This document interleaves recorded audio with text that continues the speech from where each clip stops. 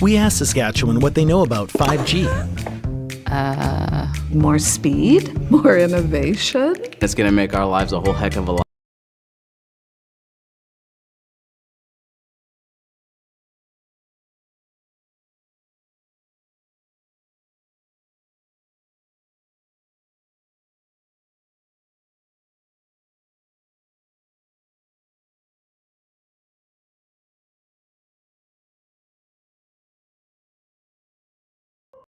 When curling wasn't a part of my life. When I wasn't putting in the sweat and hard work to be the best that I can be. Clocking in the time, the effort to practice daily.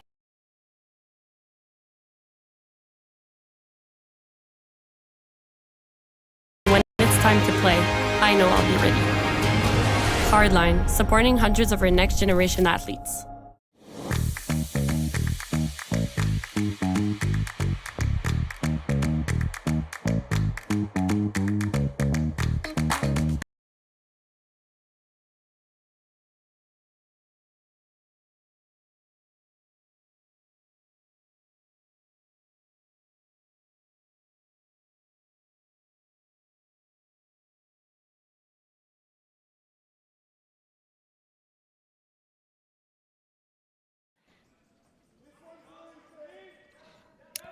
Well, good afternoon once again. I apologize. We had some technical difficulties off the start of this broadcast.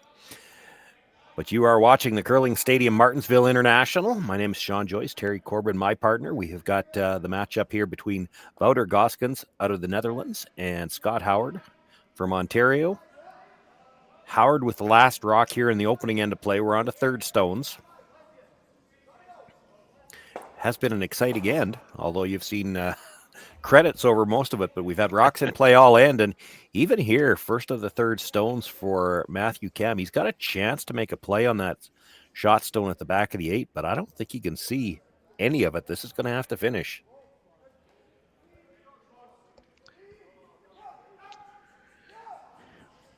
In the previous two games, Sean, that I've been involved in, there's very little curl if you overthrow it in the first couple of ends, and then it seems to get better as the game progresses. Not able to get by the guard. Will spin over, touch the other red, and hit the divider. So Gosgens continues to sit one. It is open now at the back of the 8 foot, and they're going to look to come around the guard.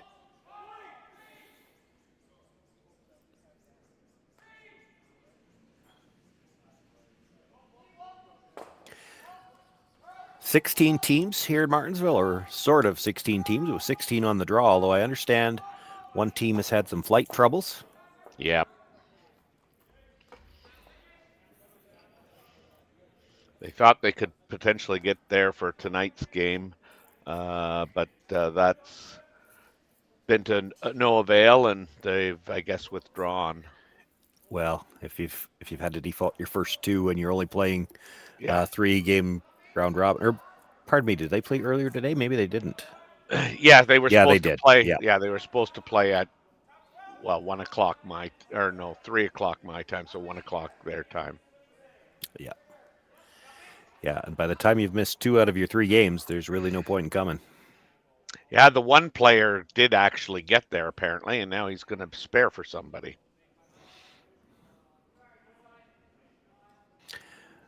Well, they couldn't be that hard up yet. They didn't call me to spare. Well, they probably looked at the production sheet and went, damn, Sean's working. I'll tell you a little story about that, and I'm not going to go too far into it, but there had been a possibility that this was going to be an 18-team event. If it had been an 18-team event, we would have been the 18th team, because they needed a team to even up the draw. Even up, yep. So. Well, darn. Yeah, there would have been. That could have been interesting. All these people that have never seen me throw but have had to talk with me would have. I'm sure you've all been lining up to fight over who was going to do that game. Well, yeah, I was going to say I would have put my foot down and said I'm in. There might have been 12 commentators for that game.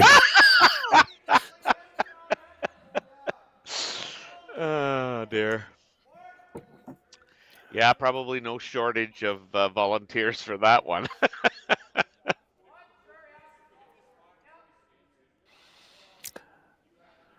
Another chance for the Gosgens team to try to get something in front of the tee line here. They do sit 2, shot rock just biting the back of the forefoot. Yeah, Matt was quite heavy with his last one.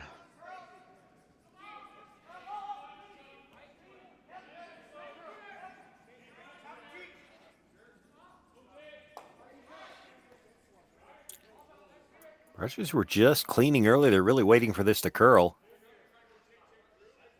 Yeah, it's always been real late finish today. That's much better.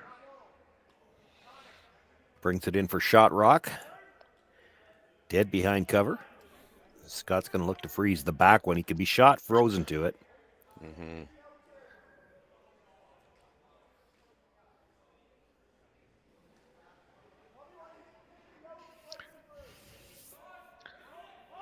Well, although going in the other direction, he did put his draw to the for hammer on the lid, so I expect this to be relatively close.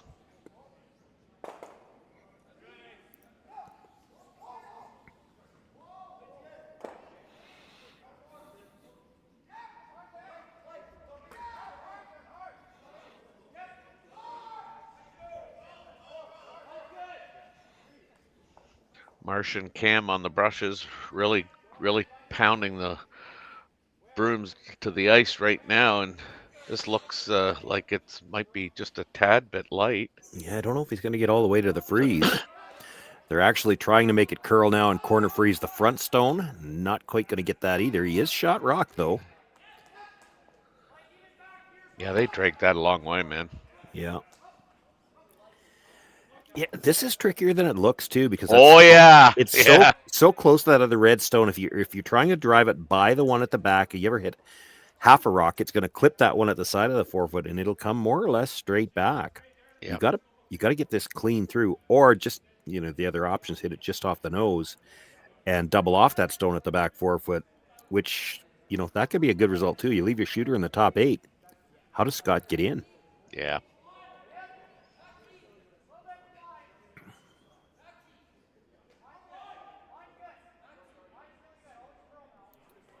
Needs to hit this just a sliver on the high side to make sure he doesn't dead jam it on the back one. But he won't mind losing that rock if he can keep his shooter in the top 8.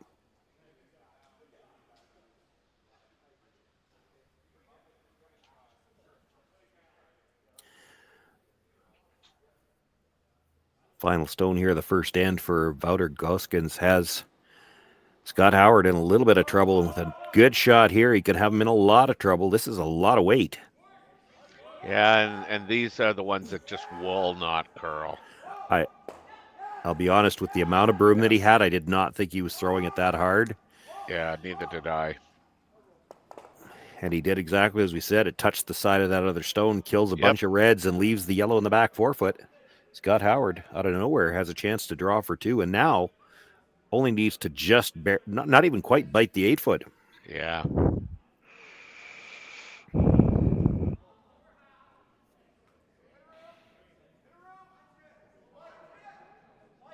Yes, we've seen this the 2 previous draws that I worked where the weight is so critical, and to make those shots it really needs to be more finesse than power.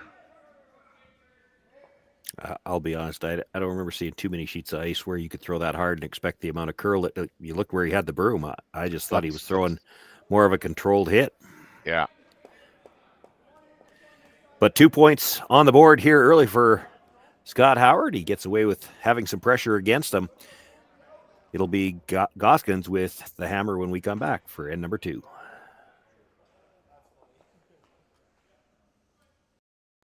Handcrafted in Canada, Hardline's Ice Pad has revolutionized curling for over a decade. Engineered with top-tier precision and durability, it is backed by an unmatched 10-year warranty.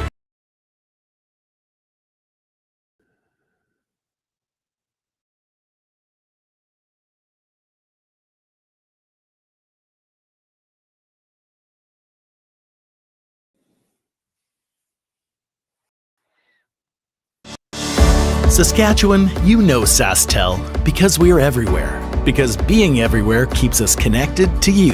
With SaskTel sponsorships, we get to be part.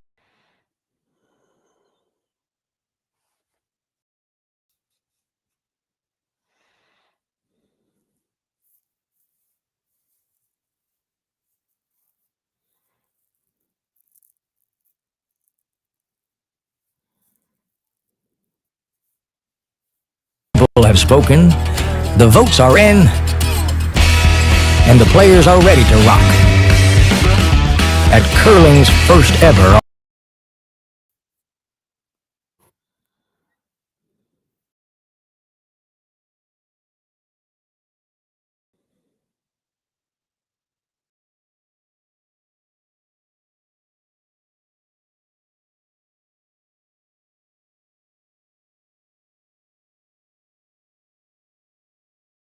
T25 TCG All-Star Game, live from Nashville, April 15th and 16th. Let's rock.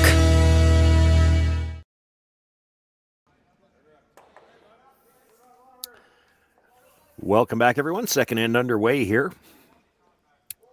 The Howard team, after scoring 2 in the first, asked Tim March to bring the first stone right into the rings. He puts that in the forefoot after the corner guard now looking to guard it up.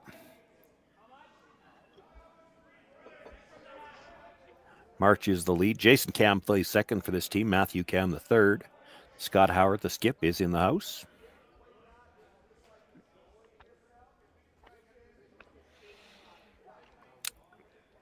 Need this to dig in. Oh, it stopped in time. Boy, the way that was curling, it just looked like it was going to over curl, but he's got it pretty much dead in front. Mm-hmm. And it's touching the center line. No tick zone is in effect, so maybe a little too risky to try to finesse that stone off the button. They're going to try to come around their corner guard. Yeah. This is the lead, Tobias Vandenherk. The second is Jan Van Dorp. The third, Lawrence Heckman. And the skip in the house, Wouter Gosgens.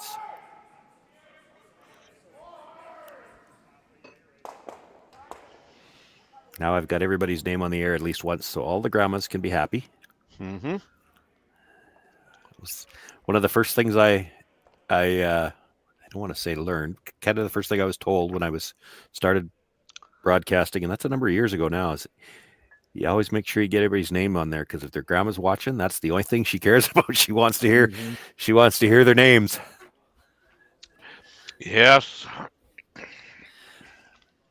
Well, the leads have done their jobs this end. Boy, that's Yeah. pretty well buried rocks to start things off. Yes, very well done by the leads.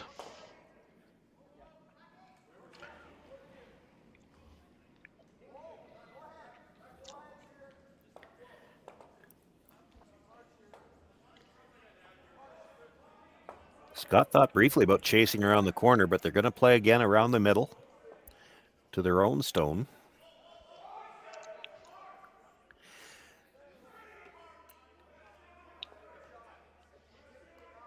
Good throw. And that's the fifth stone to the end. So now the hits can start. Exactly. Overcurled the guard of Fanny. He took a moment to think about that. I still don't know that he's made his decision. It poked out a little bit, and I wondered if he wasn't going to think about going after it directly. He settles on the run back, though. Hit this right, you can get all three of them going.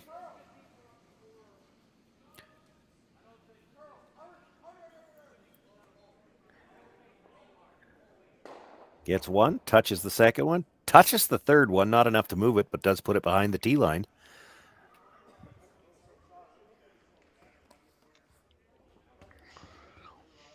Pretty good shot. We'd have to see now. I'll have to see the replay to see where the guard ended up, or wait till we get I know, yeah. Because he hit it off the nose. There we go. So that yellow is exposed.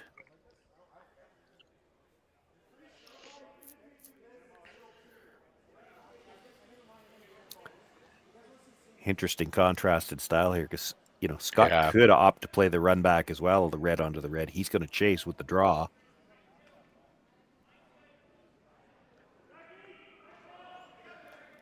Yeah, I really did think he would play the run back. Yeah, there's nothing wrong with this, but you're playing with fire a little bit.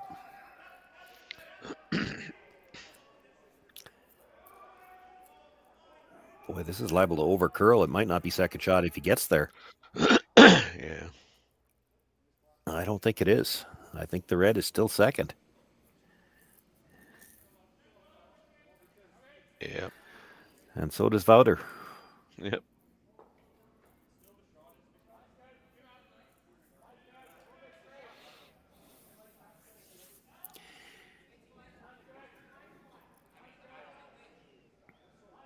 They talked about both rolls. I'm not sure which one they settled on. Neither You do roll, I. you roll under, you're right on the button. Scott will try to freeze to it, and then you're going to have a hard time scoring two.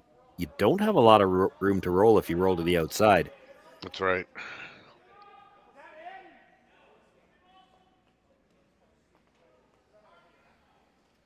Again, I mean, probably overthrown in terms of weight, and just by the indication that the one sweeper gave. So Pretty good result as it turned out, though. yeah, I mean, I kind of like rolling that way. And I didn't have time to say it because they'd made a decision. I thought they might think about a freeze. Let's put it this way. I think Scott Howard would have thought about a freeze. Yeah. You freeze to that stone, there's a chance to maybe get three here.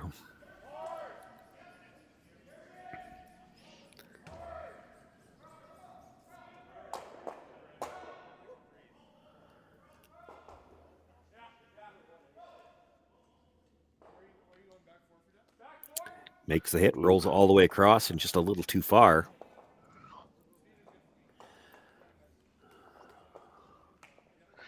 Yeah, they probably didn't manage that the way they wanted to because they really weren't sweeping. And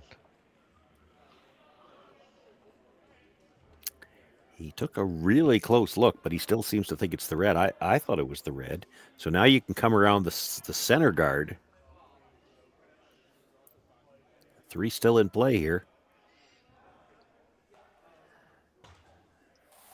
Can't be behind the tee line on this one, though.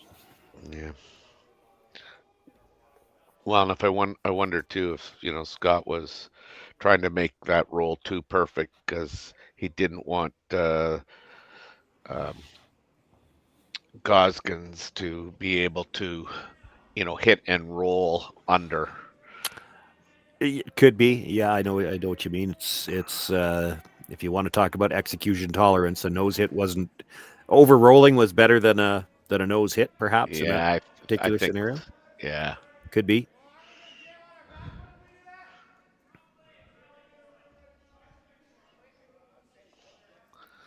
This is not burying the way they wanted it to or hoped it would, but I guess now that it's gotten behind the tee line, it's got some cover, but as you mentioned earlier, Scott's not going to hesitate to freeze to that. Yeah, they'd probably been happier if it wasn't.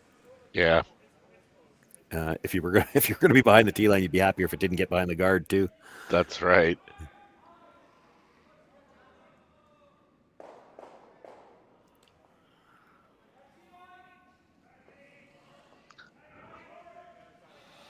Nothing out of the brushers so far. And now sweeping from the offside. Maybe this has got a lot of curling to do yet. Yeah, it really does. Doesn't look light either. No. There it goes.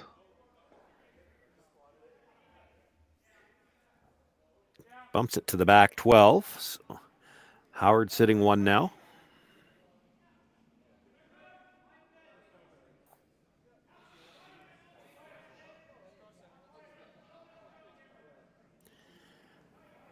Gosgens looking to move it.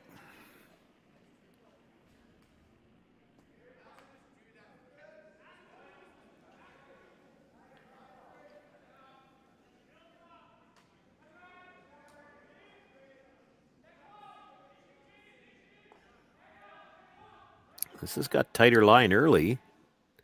Doesn't appear to be curling, though. Yeah. It's a lot of weight. This is essentially just a heavy draw that they're playing, and again, that's close to hack weight. Got the job done though. Yeah, we think he sits 2.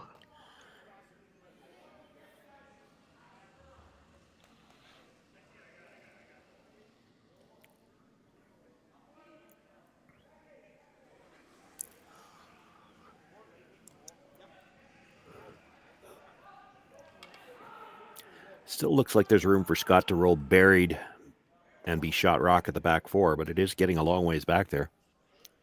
Yeah.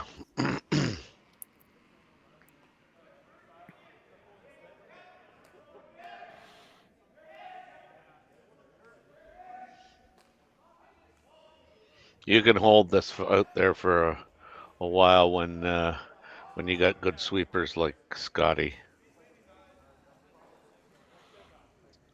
Or sorry, Timmy. Not able to hold it quite enough, though. It No. rolls too far.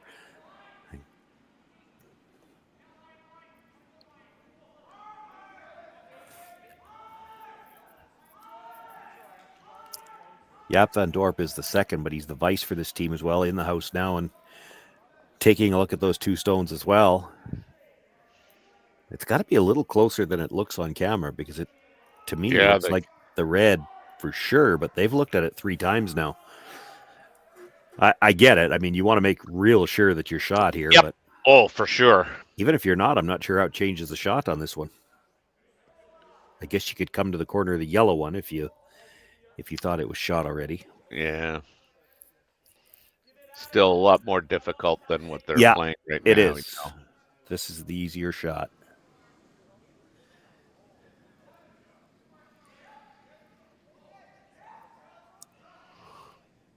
I've had the opportunity to watch these guys play a fair bit, and my I guess memory says to me, like they're in a lot of games, but they give up that one end that just ends up being a catastrophe, and this is way out there again. And both sweepers pointing up. That's usually not a good sign. Yeah. They've dropped off at the hog line.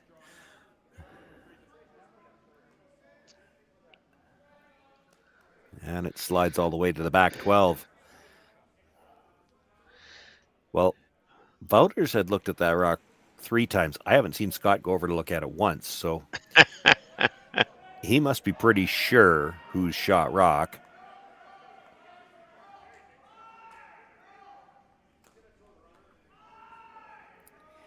If you could see any piece of that yellow, it would have to be tempting to play the tap and roll over and sit 5. Yep. Especially after watching your opposition. Well, I guess it would only be sitting 4, but to see your opposition that heavy on his last draw attempt.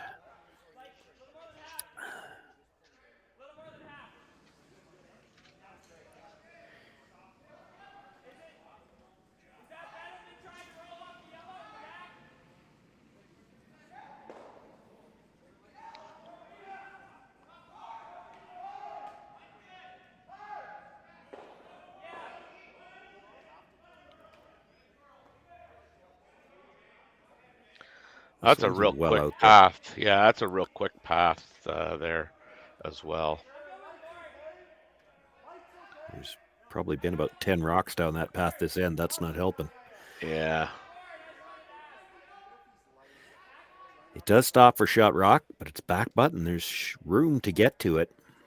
The amount of finish there is here. Interesting that he's looking at the out turn here. I mean, I'm sure you can get there, but they've played every other rock this end with the in turn. Yeah. So the speed's liable to be different on this side as well.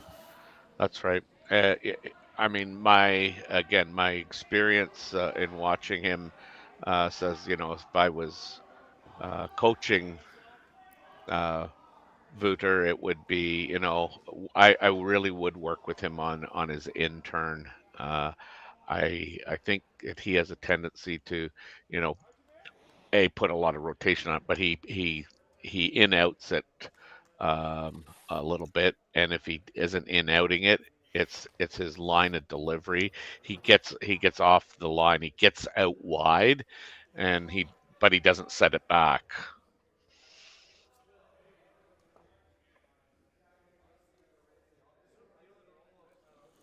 Well, facing one for sure at the back of the button.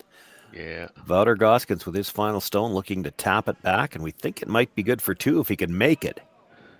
That was a very healthy extension when he let go. Yeah. A lot of curling to do here, but it's going to be close, I think. Yeah, I don't know that he's got the weight. He does. Oh, no. And that was just the difference between going to that other side, I think. He Yeah. makes the tap, gets the single, but not far enough to get his deuce. On the board, Scott Howard with a 2-1 lead after 2 ends of play, and he'll have last rock in the third.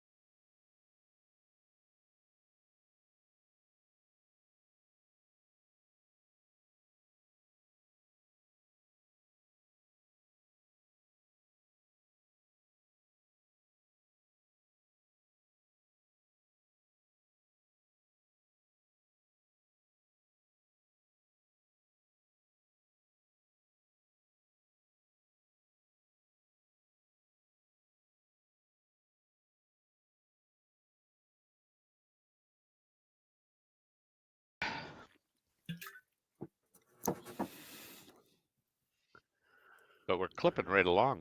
That's good.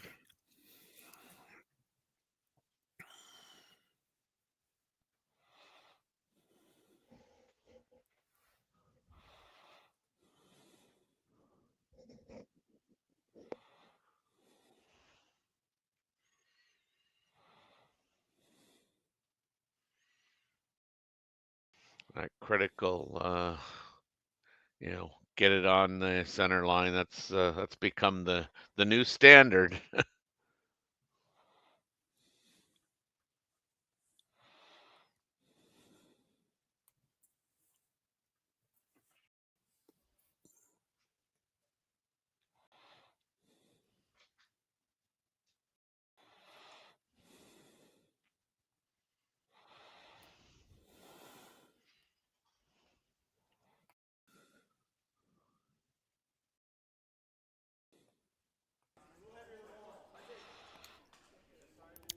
Two to one as we begin play here in the third end of the Curling Stadium Martensville International.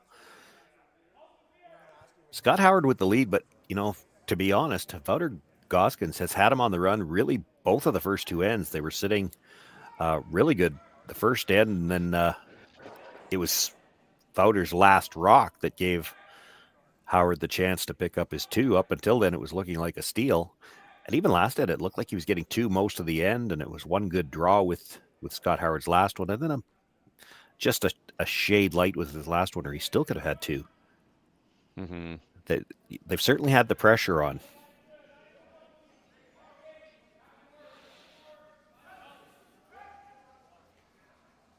Yeah, Scott's got to be pleased with the score.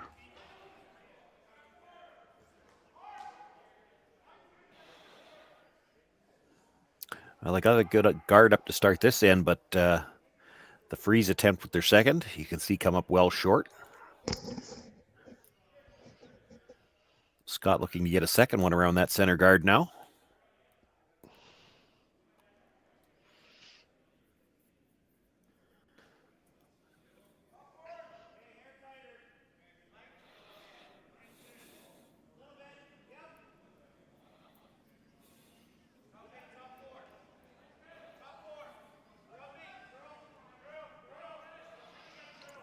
They were yelling top 4, so gonna have to go to get it top 4.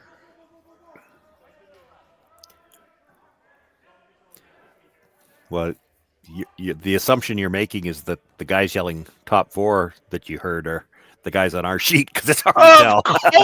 Of course. There's 4 sheets going out there, and the only mics that are there, to be fair, to let the viewers at home know, because I know you can hear the sounds in the background. Those mics are on the cameras. So typically the voice you're going to hear is whoever happens to be closest. It's not always the guy on our sheet. Oh, that's true.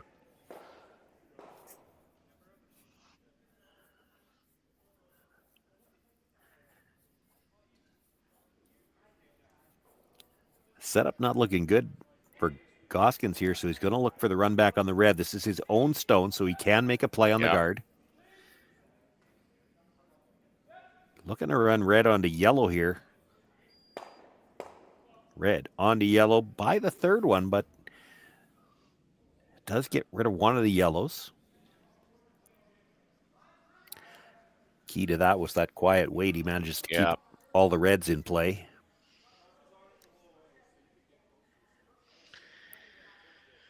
Scott wanting to get a little bit more control of the top of the house here, so he's elected, which I think very wisely, to try and play a hit here and stay. Yeah, actually looking to hit the deepest of the red stones first and come into the side of the other one. Not going to get it that way. Still works out. He actually spun into a little more of the 12-foot, so sits 2, although shot rock open now. See it once again with the big weight. They were hoping to hit the deeper stone first, then come into the side of the other one, and their shooter would have protected shot rock. Just comes up a little bit too much, catches the higher one first, and with that gear effect, he spins up and over. Sits in a 12-foot to sit 2. But Gosgens does have an open path at shot rock right now. They're going to try to roll undercover themselves. Yeah, it's close, but it's too much of the yellow rock, and they sit right there wide open.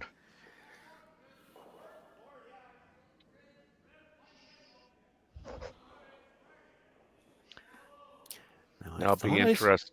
I thought I saw Scott indicate they were playing the big roll to the wide side. Yeah, I was just going to say this. I think, you'll just see a difference in how they manage rocks, where this one will be very like boardish, if that, and they've gone to plan B now. He did call to roll the other way. Maybe, yeah. Well, that is really quiet. Yeah. I think probably, even for what they had in mind, that's probably a little underthrown. I would think so, yeah. I mean, I just know, and I think that's sort of a reflection of playing with his dad, but his dad, I don't think, well, I mean, he would say, I'm going to throw peel. Well, his peel and my peel are a little different, but I mean, I thought Glenn was kind of the master of, just, playing that, we used to call it in our day junk weight, enough to move rocks out of the house, but quite enough to manage. Another attempt to hit and roll undercover. And again, just gets up to the nose, even if maybe a little to the outside. But I do like it. I do like the weight selection there by Wouter. I think he's kind of picking up on the ice conditions, and I mean the ice looks really quick, and but it is so straight when you add weight there, and it makes it much more difficult to manage the rock. On the brush on this one right away, trying to roll under the guard. Get a piece of the red, but it's going to roll well past the guard. Can they get under their own now? No, not quite. Maybe a sliver.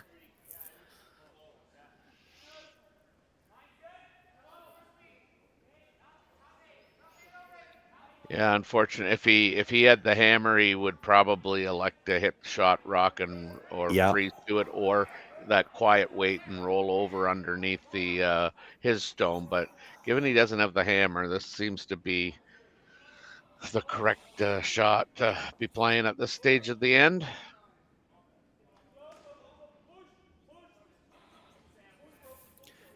Nothing out of the brush until they needed curl at the end. They're actually going to get it the other Yep. way and jam it at the back. Yeah. Still spins it out, though. Yeah.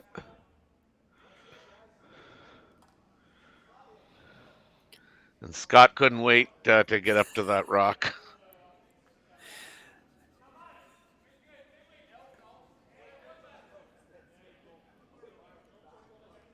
Asking Matt Cam to get rid of that guard.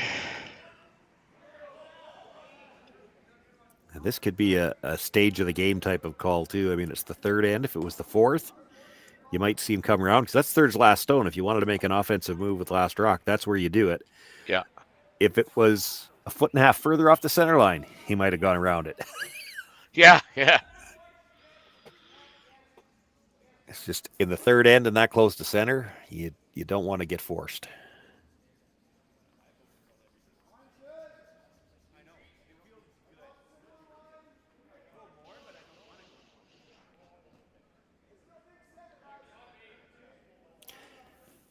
Didn't see the call here from Wouter. Is he trying to come right in? I'd be tempted here just to throw a guard, let Scott peel it, and then try to put something in behind that corner or even in the neighborhood of that corner. If you bring this into the middle of the rings and Scott hits it, you got a hard time rolling over to get under there. And if he peeled a guard that was off the center line with the third's last stone, he's not drawing on Skip's first. Yeah. I think that decision kind of dictates the next one.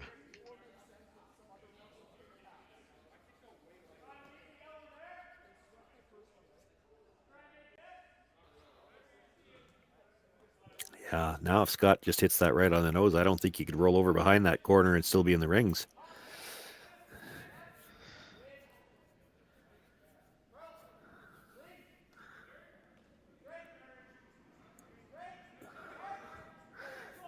So certainly appears we're going to be headed for a blank attempt here in this third end.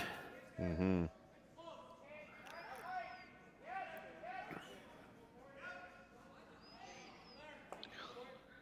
Tim Marsh has got such good techniques in his sweeping. Well, he rolled towards it a little bit. There might still be a chance to hang near the back of the 12-foot. Boy, it's real tough to tell. If you're behind the red one, I think you're out of the rings. But you could be over there far enough to at least influence Scott's last shot. Yeah. They're going to give it a go. There's no reason not to.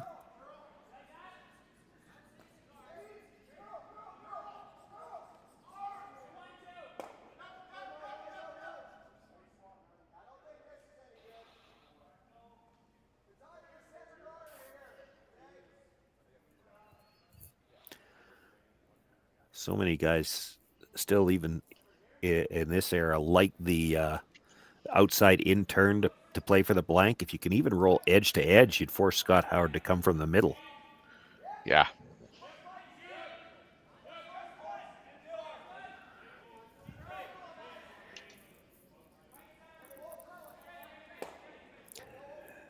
Not the roll they had in mind. Sits shot rock.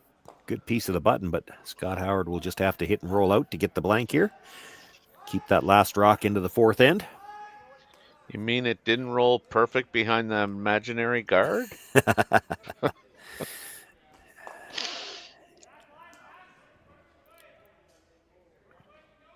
Hey, there's a little piece of 12-foot available behind that guard, but it was always going to be tough to get anything covered when he came in as deep as he did with his first. If you're coming into the rings at all, I think you want to be top 8 there, and then you have a chance to at least go for the big roll. Yeah. Sweeping for curl there like they were worried, but he gets a good piece of that stone, makes the hit, rolls out.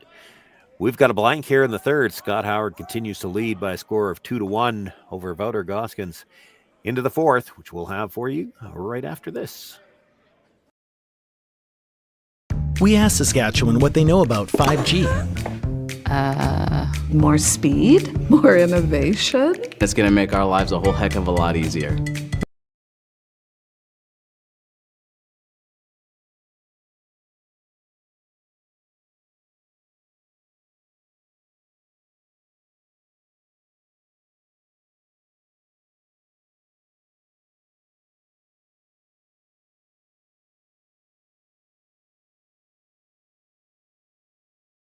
when curling wasn't a part of my life. When I wasn't putting in the sweat and hard work to be the best that I can be. Clocking in the time, the effort to practice daily.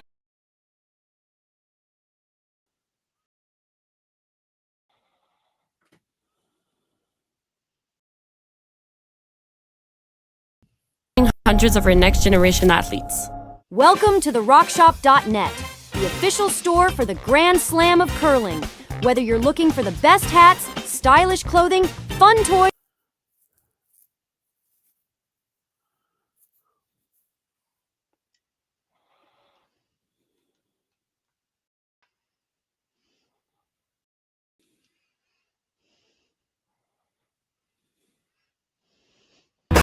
Stronger agronomics, better returns,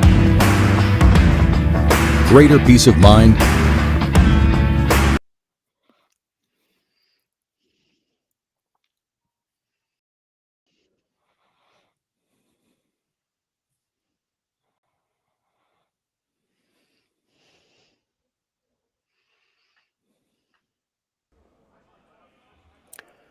Sean Joyce, Terry Corbin with you here live from the Curling Stadium, Martensville International. A 16-team field. This event was scheduled early on in the season. There's one here this weekend, one in Swift Current next weekend. Men's events taking advantage of the fact that there are a number of the international teams, especially the teams from Europe and some from Asia, that have made the trip over early, with World Men's being in Moose Jaw in 3 weeks. So they come over, get a chance to play on the ice a bit, and probably more importantly for some of those teams, get acclimated to the time zone difference before they have to play in Worlds.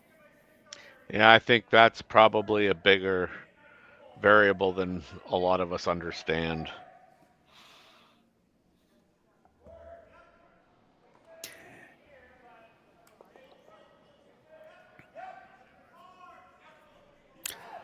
So you can watch all of the action here on the Curling Stadium this week in Martensville. The teams will be back. A number of these same teams will be back on the ice next week in Swift Current.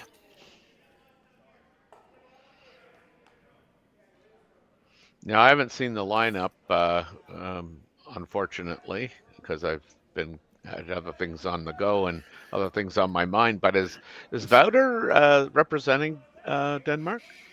Oh, you would have to ask a question like that when I haven't looked it up yet. Oh man, like yeah, you're my knowledge book. You're my encyclopedia. You know, and I don't know. Well, it's tough to know with some of these because, for instance, there were initially 4 U.S. teams. Actually, I think originally there were 5. One of them did drop out early.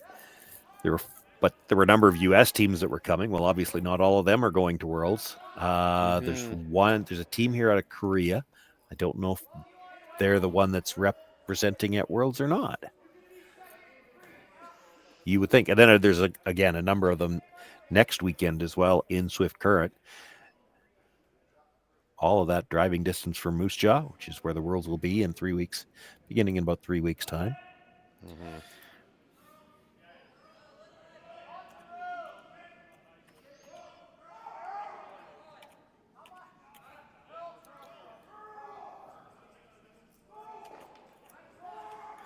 We'll see if I can look that up. Well, you can't hear whether I'm typing or not. I'm just gonna say I'll actually look it up.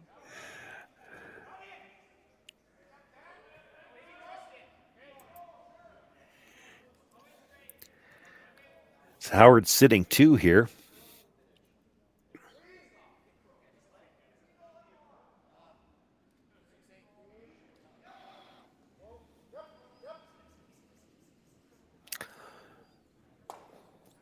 Well, that is interesting. I do not see the Netherlands nor Korea represented in the A group. Oh, pardon me. Yes, the Korean team that's here is the team that's going. Is it? Okay.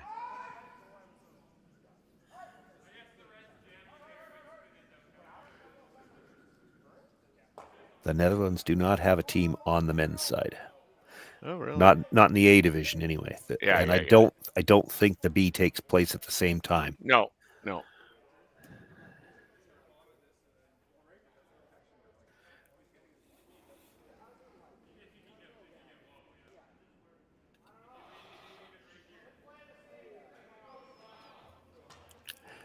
course, there's also some things at stake for the number of Canadian teams that are here. There's just 3 events left. I believe it's the 2 events, this one, Swift Current, and the Grand Slam, I believe, are the last chance to gain any points for this season towards the Olympic pre-qualifier.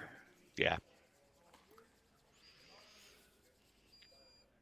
Team Howard just lobbing them in here and in and around the forefoot and the button. And yeah, they didn't get the line on that one they would have liked. No, yeah.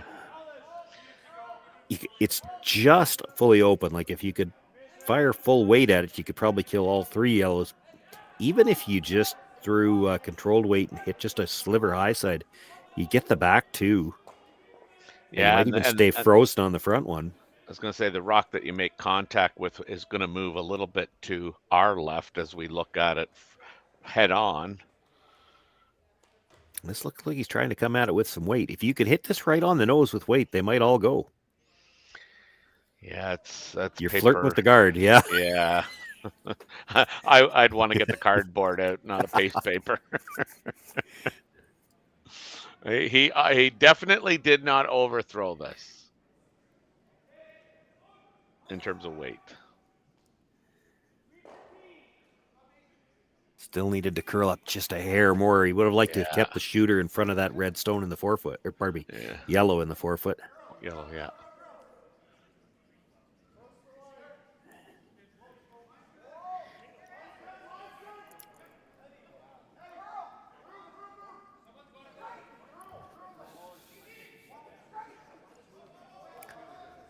So for Scott Howard, they're looking to make the hit on the red, touch the yellow as they come across the top of it and spin in behind the guard. Now, when they touch that yellow, you're touching the front end of it, but because you're coming from the side, it's never going to go straight back. It'll come a little bit towards the guard.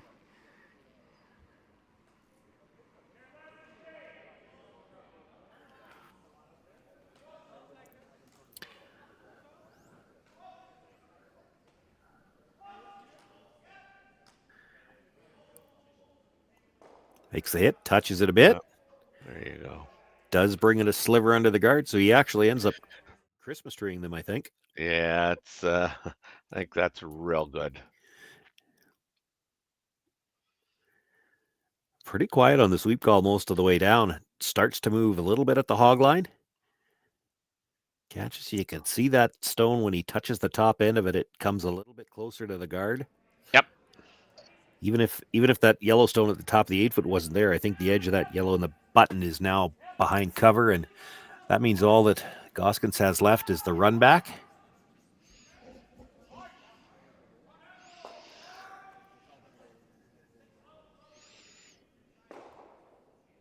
And we'll just drive it by the rock in the rings. Yeah.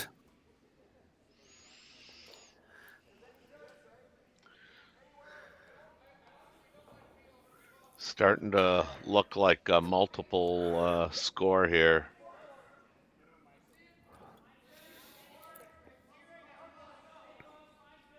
This is Matt's second of 2, and he makes this good. It'll really force Wouter into a difficult shot, let alone a difficult decision. Yeah, he'll probably have to run the yellow back again, but this time it's a yellow one coming back. That's right. Which means you're probably still going to be facing 2, even if you make the shot.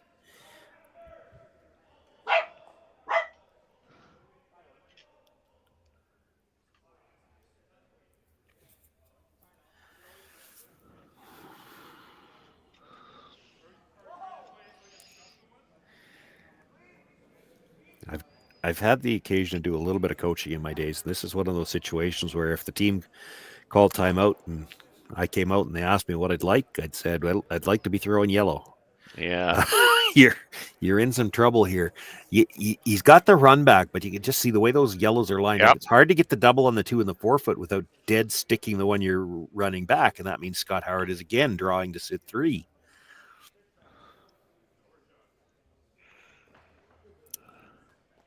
Yeah, we used to always say when they had yellow, I wish I was a banana.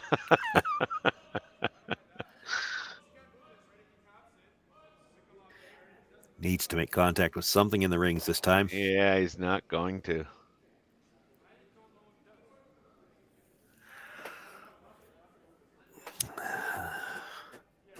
So do you give him I was going to say, do you give him a free run at a double and take 3? Because if he make, I guess you could make the double and get a little bit of a roll to the left. Because it's either, the other concern is if you throw the guard, does he just come around everything? Around everything. I mean, he almost has to if you throw the guard. It seems to be what they're playing anyway, but I like this. If you're going to play the guard, at least bite with it. Now you're sitting 4. He's less likely to ignore it. You give him a double all day. He can play a double. You give him a double anywhere if you could make one. Yeah. Yeah, you'd exchange a double for 3. Actually, here, if you could bite the rings and just over curl that one at the top 8, he'd have to play the straight back double. There's probably not a triple there, and it would be a draw for 3. Just bite the 12 here.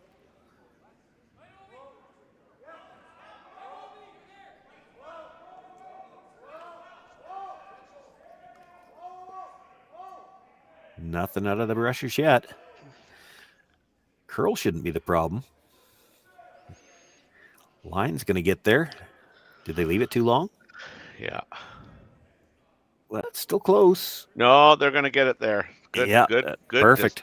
Good rock management there.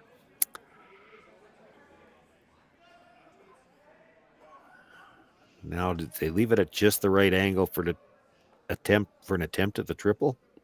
He's talking about coming around everything, which was one of the concerns. You had to live with that, though. If you're Scott, if you're playing a guard, you had to know that was a possibility. Yeah.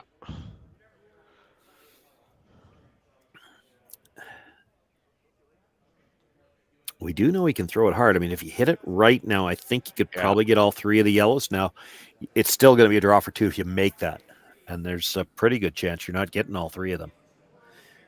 You got to hit, if we look from the overhead view, you've got to hit that yellow at the top 12 on the right side. When you bring that back to the one at the top of the button, it's going to come towards the one, or top of the forefoot, pardon me. It's going to come towards the one at the top of the side of the button, and you may not kill it. The middle of the 3 may not go.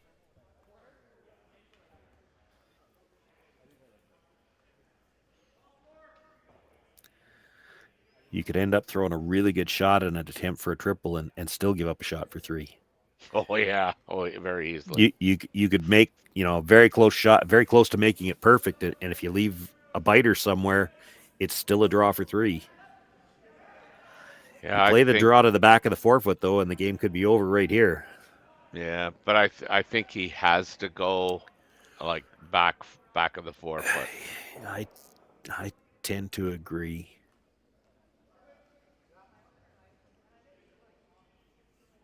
I mean, the key is getting past that one at the top 4.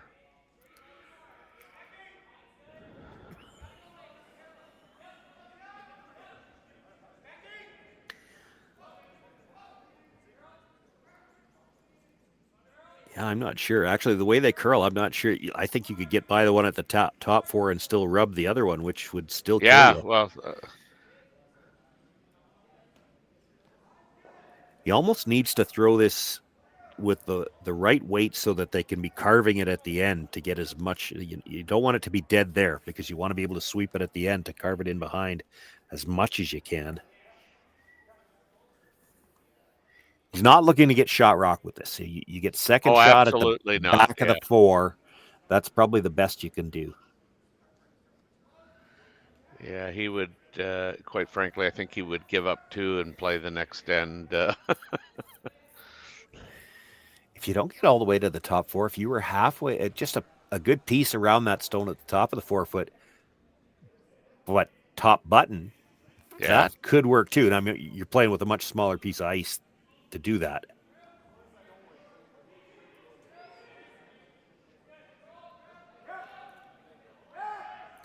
Line is close. Yeah, it really is. It's got to carve. There's hard. That weight to carve it. Oh. Well, you know what? He got second shot. That is as good as I think he can do. It probably cuts out the 2 stones in the 12-foot because I don't think Scott can throw enough weight to move it that far. but the shot's still there for 3.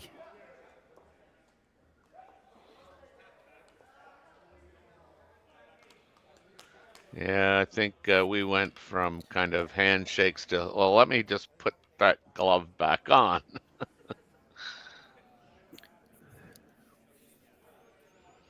This could be a huge momentum swing as well. Scott knows he's got to get it to the back of that.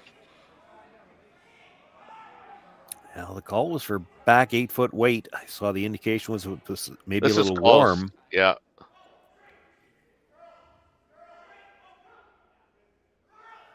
What a great shot by Scott. Oh, he did. Yeah, he was just too heavy. Yeah, so it's only good for 2. Yep. But that still gives Scott Howard a 4-1 lead after 4 ends of play. Gosgens with last rock and the 5th when we come back.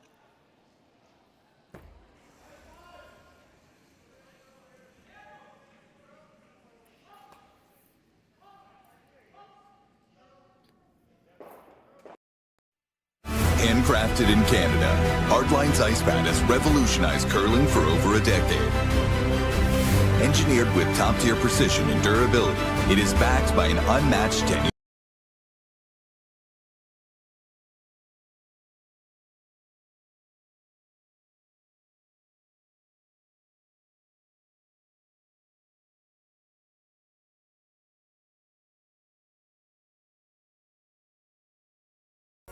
SaskTel Be Kind Online wants to stop cyberbullying. Want in on the action? We award up to $1,000 for youth initiatives that help spread kindness and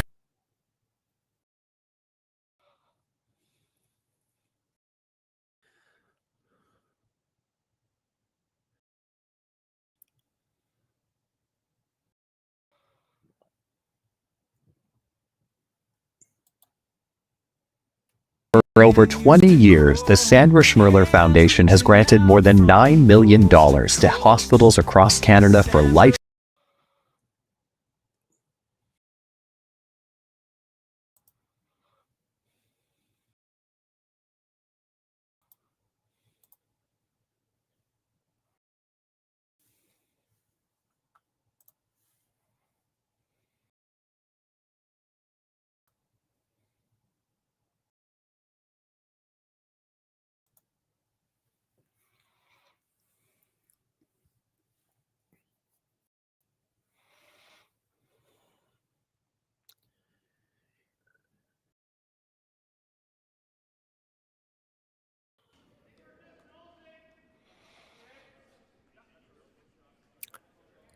Fifth end underway. Well, Scott Howard picking up 2 in the 4th, but probably Wouter Gosgens, the team that would be celebrating the most out of that situation, because it looked like it could have been as much as 3, 4, or 5. So to hold them to 2, a bit of a victory for them.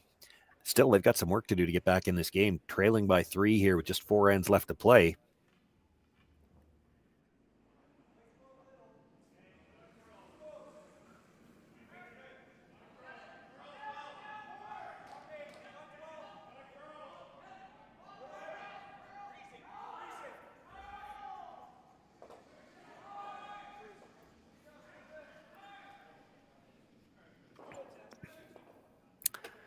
Our team brings their opening 2 stones of this 5th end into the top of the house. Gosgens had thrown up a corner guard to start. Now the chance with those 2 being that close together, you hit this right on the nose. You kill the back one and stay essentially frozen to the top one.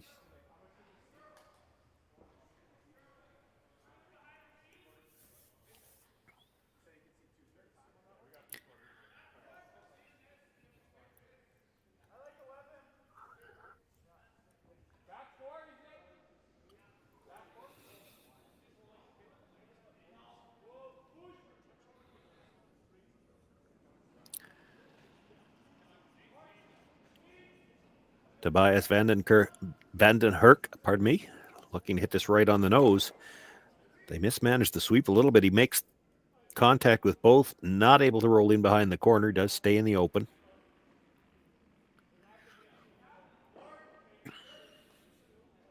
A little over aggressive as they were trying to get that one to curl. They were just looking for the nose hit. Over curled it a bit.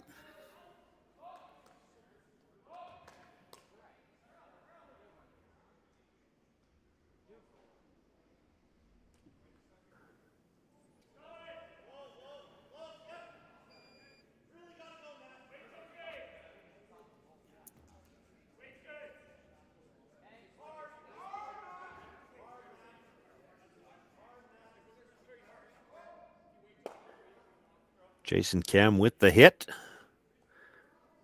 Pushes the red all the way through the back. The yellow rolls in behind cover. But that's a stone that essentially Gosgens can use. Opting for the corner freeze, you could probably actually come right around that too. Yeah, you probably could. Hello. I don't know. This game's moving along pretty good, but I obviously won't get to see the first period probably. You're what? You think you're thinking of going back down? Oh, okay. All right. Well, I'm hoping to get there, buddy. I'm hoping to get there. Okay. Okay. Bye. Well, it sounds like Terry was hoping to get to a hockey game. Gosgens was hoping to get to the corner freeze. And yeah, sorry about that. Maybe didn't work out for either one of you. Yeah. Or maybe it did. Maybe because Gosgens didn't get to the corner freeze, you got a better chance of getting to the hockey game now.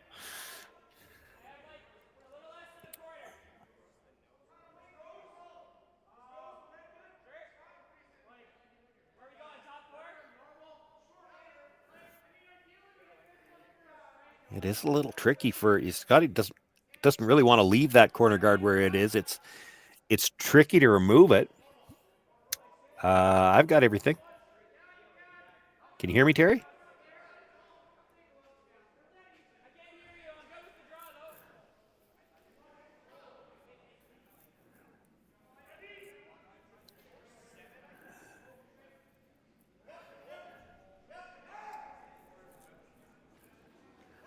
Hello, Terry. I don't know if you can hear it. I can hear you. The Howard team with the hit on the guard rolls towards center.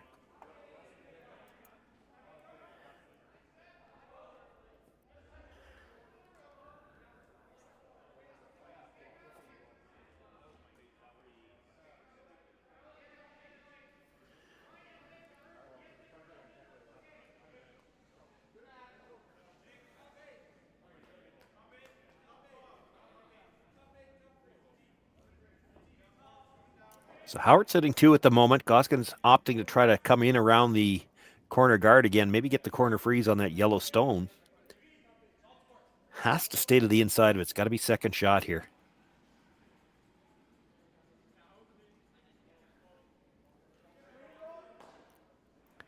And again, going to come up a little bit short. Actually rubs off the guard.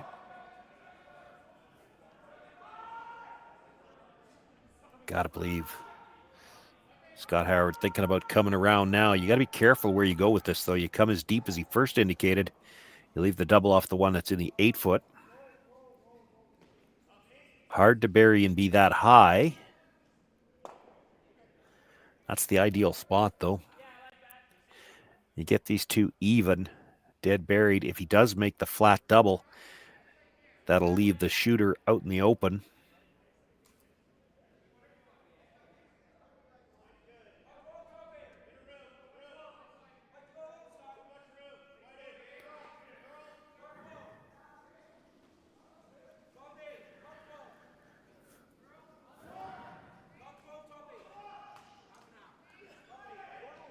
Got really nice line coming in.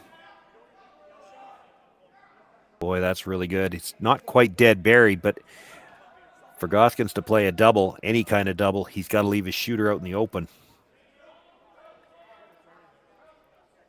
And to try to get under, as they're indicating now, he'd have to throw really quiet weight, hit it thin. Yeah.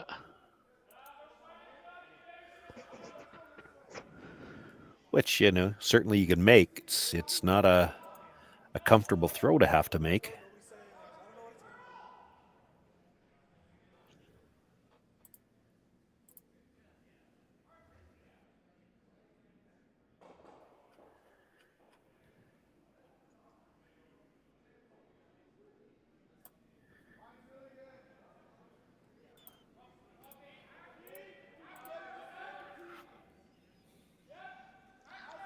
Again, I think it's important that, kind of Scott keeps pressuring this team. I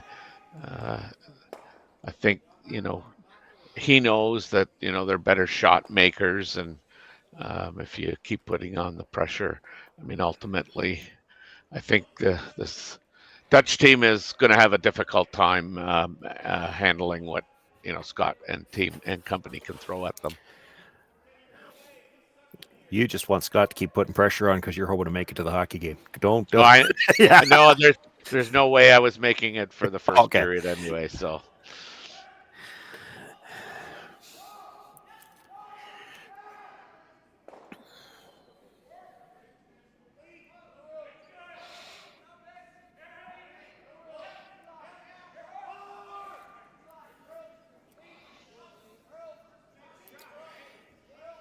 Looking for a little roll away here. Now they're going to end up with a nose hit.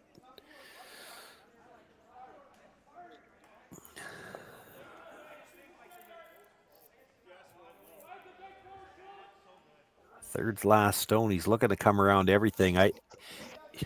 To me, it still would be tempting to play the double on the yellows to make sure you've got. Yeah.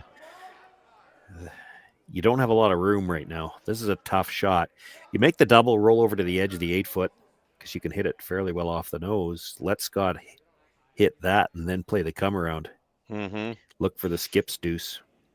Yeah, and I think, you make a really good point because I think too many times, at least watching and coaching the juniors, it's hard for them to think, if I do this, then this opens this up, and then we can do what we'd really like to do. They get kind of focused in on, what's the shot right now. Yeah. Well, and in this particular case, I think part of it, and we don't know, I don't know this team very well, but part of their thinking might be that they're so late in the end. Like if this was second stones, I think he'd likely play that double. But because he's already down to thirds last, he's maybe thinking, well, if I'm going to score 2, we have to make an aggressive play now. And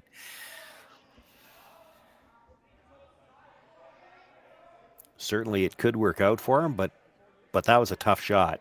They made it not bad. Oh no, but made Scott it really follows good. it down, and you're still going to have a hard time scoring. Yeah.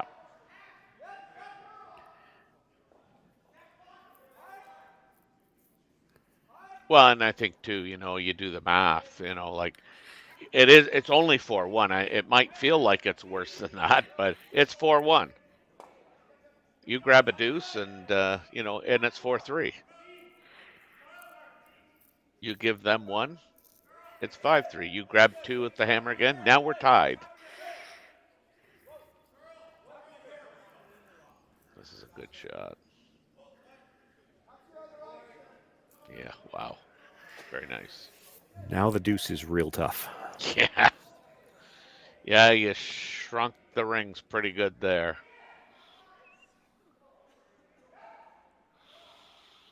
You go on top, Scott goes on top. I don't know how you're getting. Well, yeah, that's your problem with a shot like this, right? You Yeah. make the freeze, then it leaves room for Scott to freeze again. If you play to the top of the button, you can't come to your own and be shot rock again. So how do you get? Like, it's hard to get 2 either way.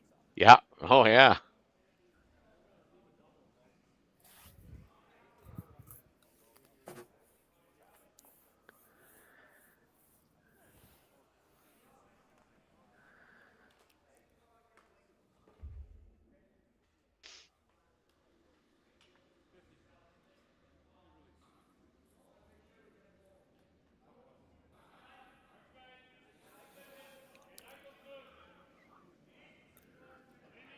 Sweepers are kind of trying to gauge here whether they need to go. It's looked like they're looking for a little bit of feedback. Are we? Do we need to carve this thing? Yeah, Yeah, I think it might have been a little strong out of his hand too. You'd like to throw that so they could carve it at the end. They couldn't really touch that all the way down, or it would have been heavy. Chisels off it just a little bit.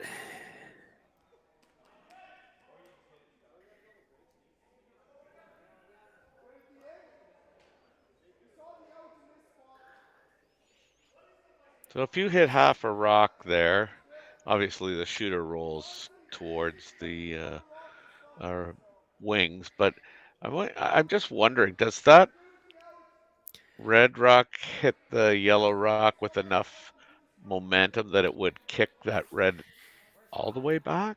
I don't think so. No, eh? I think what you're trying to decide here, if you're Scott, and it looks like with that, what they just indicated, they're just going to try to move it a few inches.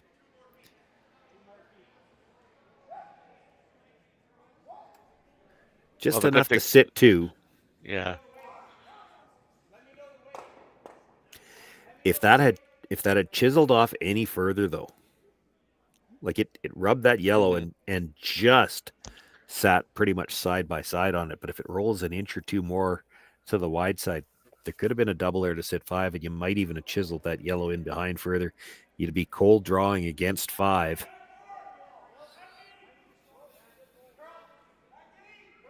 Yeah, he could just throw this top button and it would be hard to remove. They're really going to carve this thing. This looks hot out of his hand as well. It's got a lot of room yet. There it goes.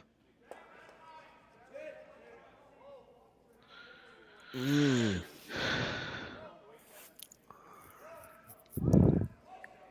you blast that, does the double go over the top? No. Are you sure? No. That's what I was thinking. Like it's I know. It's thinner than you think on the first one. It's about a third of a rock because you almost need to hit half of the second one. He's not going to try it with that ice. I don't think the rock that you're going to strike is going to, miss that red one in behind on the same side. Okay, what if you hit it 3/4? 3/4? Yeah. Do you keep your shooter and the one on the back of the 8-foot? Then does it spin off the other one? You'd lose one of them, but do you keep your shooter and one of them? You might. I'm not saying for sure it's there. Yeah. I'm surprised they didn't look at it a little bit longer though, because really you need a deuce here if you could get one.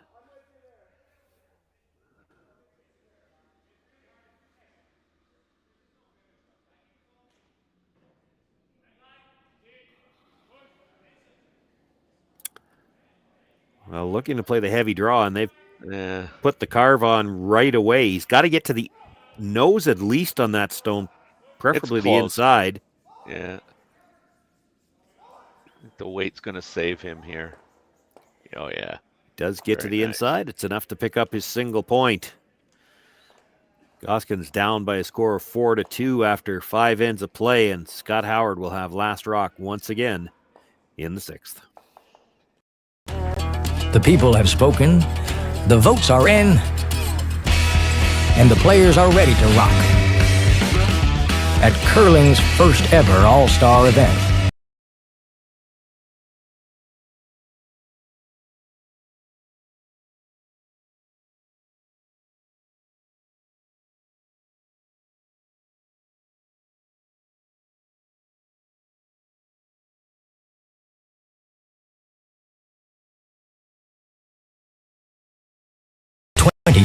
TCG All-Star Game, live from Nashville, April 15th and 16th. Let's rock.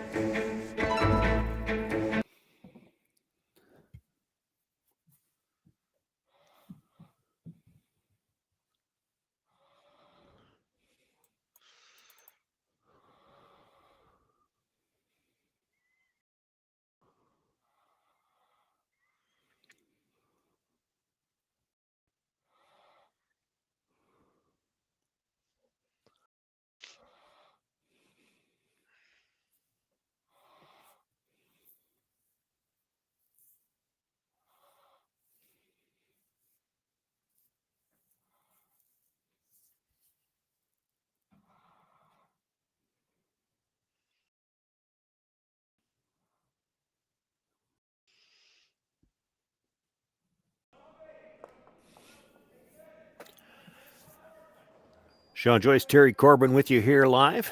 It's the Curling Stadium Martensville International. Essentially round-robin pools, but it's the top 8 overall that make the playoffs.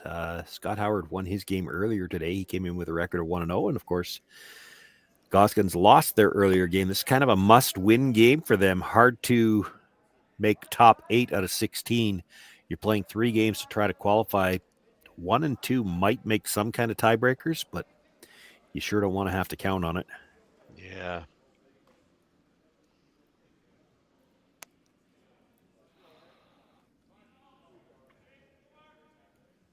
And being 2 down here, playing in the 6th, you got to think Wouter's likely going to play pretty aggressively for the steal here. Yeah, almost has to. Yeah, I think so. I don't even think a force helps you a whole lot here. No, either do I. I mean, 6th end, and so you got 2 ends to play afterwards. It's now or never, as they say. Yeah, you steal here, force in 7, then at least you're 2 down with coming home. That's a better situation. Yeah. You force here, even if you get your 2 and 7, you still need to steal 8 and probably an extra end. Mm-hmm.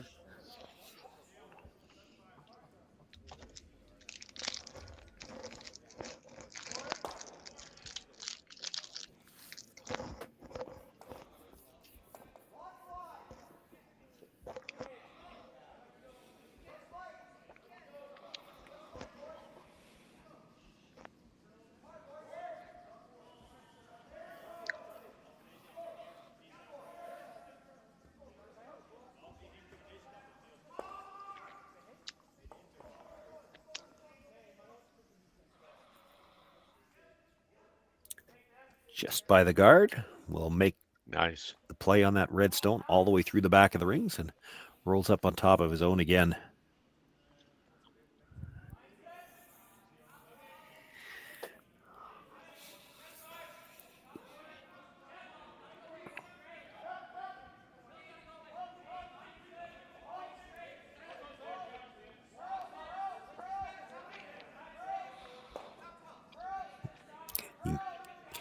I may not be able to speak their language, but you can almost sense what they're thinking here. It's like, we're in all kinds of trouble to try to steal here. The only way, or perhaps the best way to set up a steal, he's got to run this straight back and absolutely dead stick it. You can't get much with a corner freeze. They'll just rip the guard. This is the only way to get dead buried and frozen.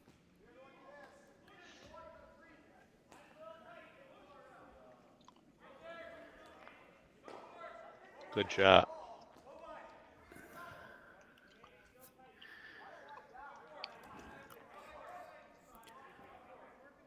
That was the 5th stone of the end, so Scott can make a play on the guards now. Yeah.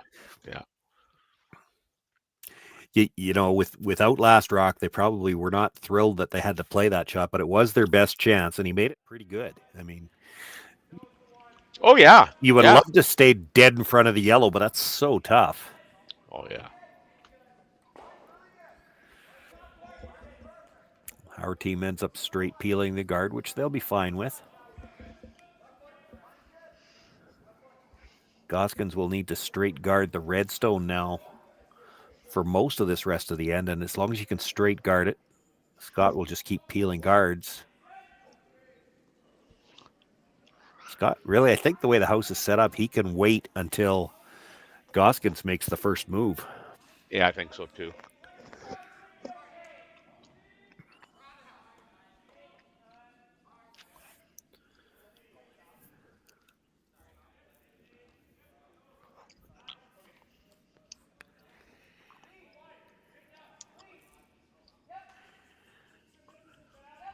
On the one hand, they want to get that really dead lined up. On the other hand, I'm sure they didn't want it to be that tight.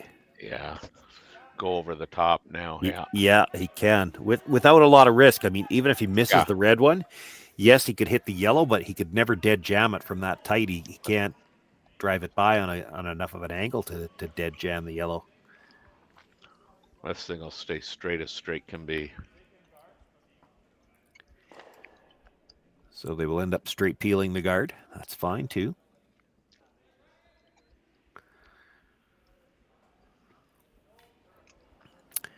We're on to third stones now. Lawrence Ekman will look to replace the guard. Line was good on the last one. They'd probably like it a little longer. Mm-hmm.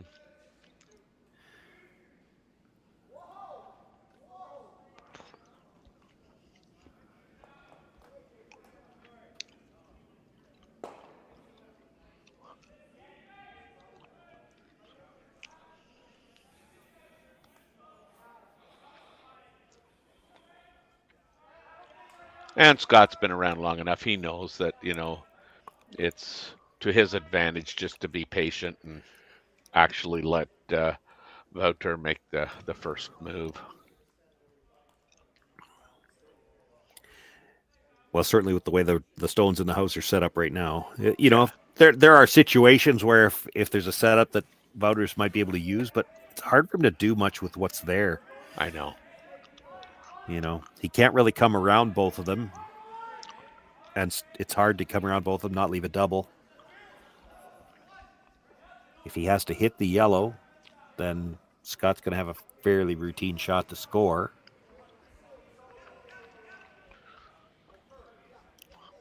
I honestly think Matt's better off just a straight peel.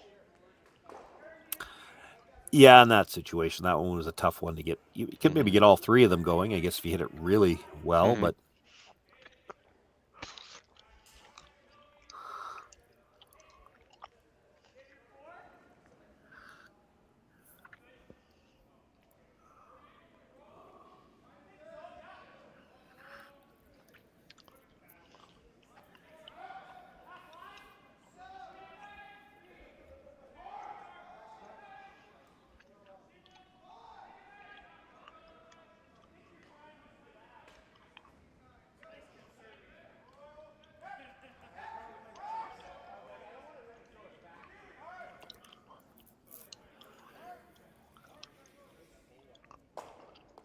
I think he likes that distance a whole lot better.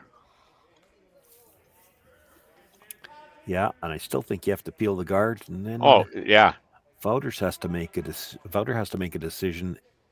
And I'm wondering, do you come around the yellow from the out turn?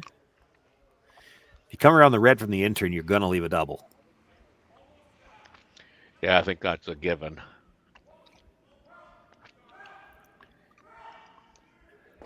Well, they might not all still be there. Wow. Well, now you're coming around the yellow. Yeah,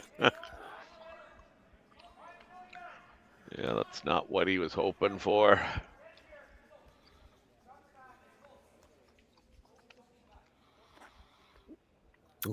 He kept playing as if he wanted to make a play in the rings. I'm I not know. sure that I would have played it there, but because this is a better situation for Wouter than he was going to have if you just straight peel the guard. He wouldn't have had anything this good.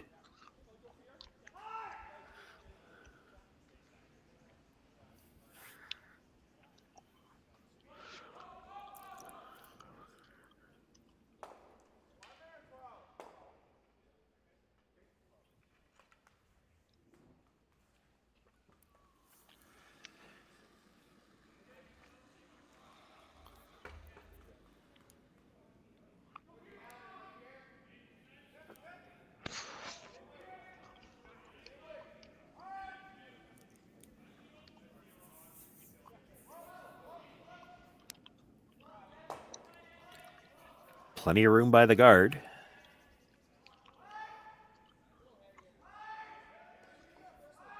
Oh, I think they let it die. Yeah, I did.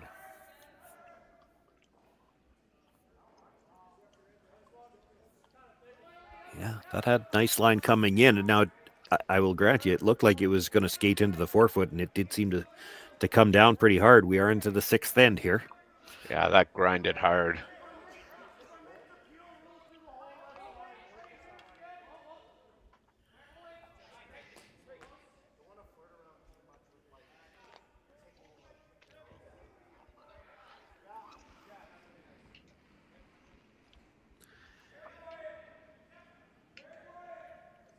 Scott can see enough of it to make a play on it, and they'd like to keep the shooter in for second shot somewhere.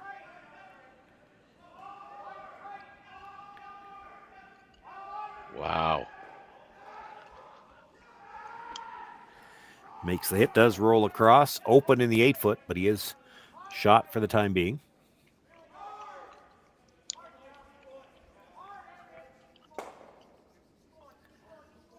Gosgens looking at playing the hit and roll to get under cover. He'd also sit 2 this way, so at the worst, you'd get a force out of this.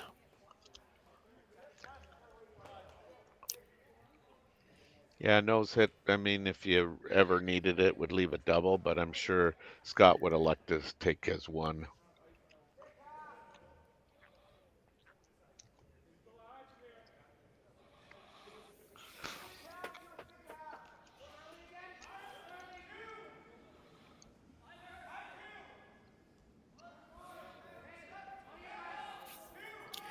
If you thought this was a must-steal situation, you might even play the draw here.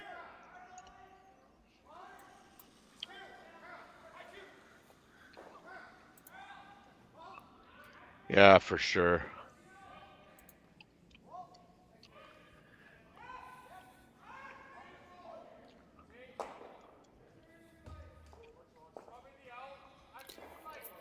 Going to get the hit, but not the roll he needed. Sits 2, but wide open, and Scott Howard will have the chance to make the nose hit, take his single here, and restore the 3-point lead.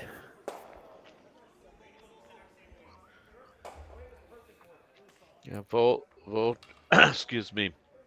Wouter does not seem to get the same curl as other guys are getting out of that intern.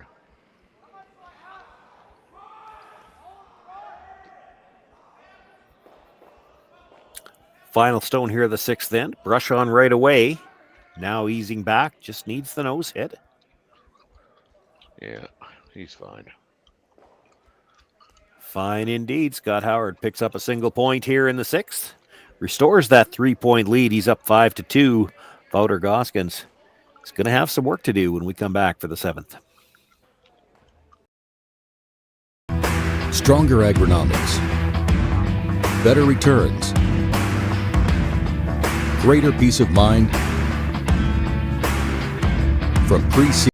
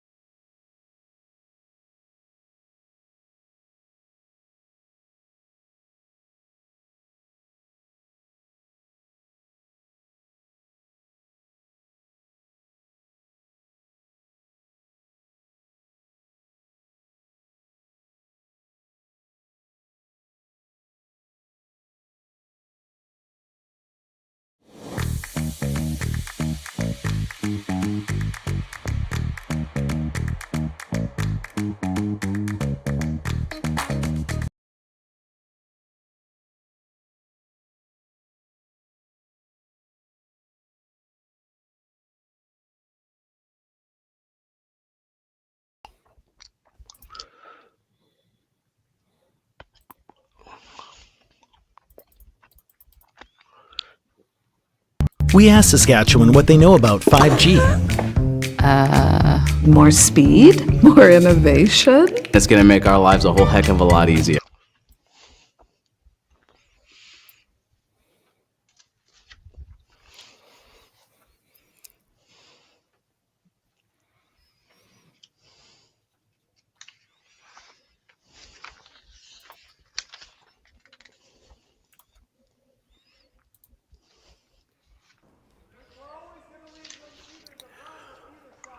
First stone of this 7th end brought into the top of the 4-foot. The corner guard just coming to rest as we came back. Scott Howard with a 3-point lead here. Would love to keep the play in the rings. Wouter Gosgens needs to pick up. You got to think at least 2 here. And you just wonder, will he throw the second corner guard this end? Yeah, good question. And we will have an answer to that question in just a few seconds.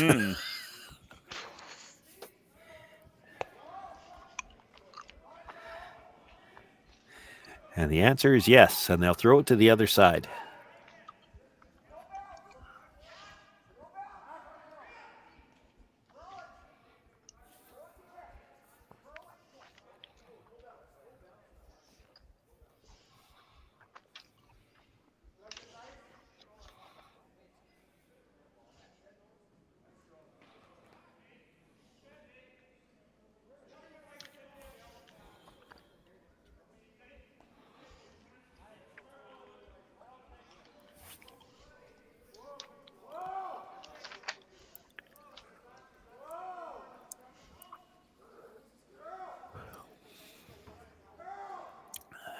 trying to get them even. There's a little bit of difference in the depth, but it would be an awfully flat attempt to the double. Can't play it yet anyway. This is the 5th stone of the end. You will see this kind of scenario play out all the time. You see the first 2 brought in, the 2 corner guards. Now you throw one more rock to the middle, and then everybody can start looking at what they can do with the angles. Yeah.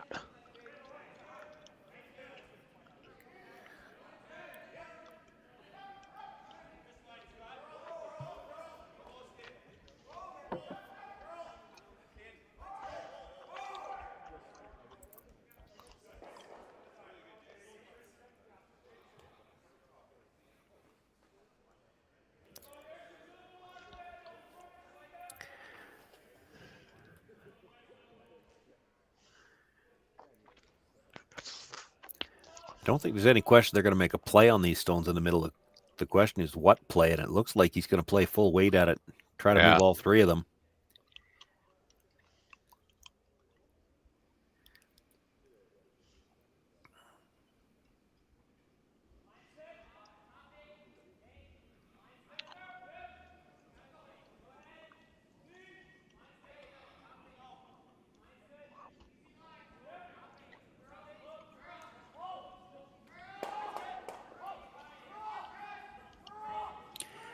Gets 2 of them, does keep his shooter for another tight corner guard.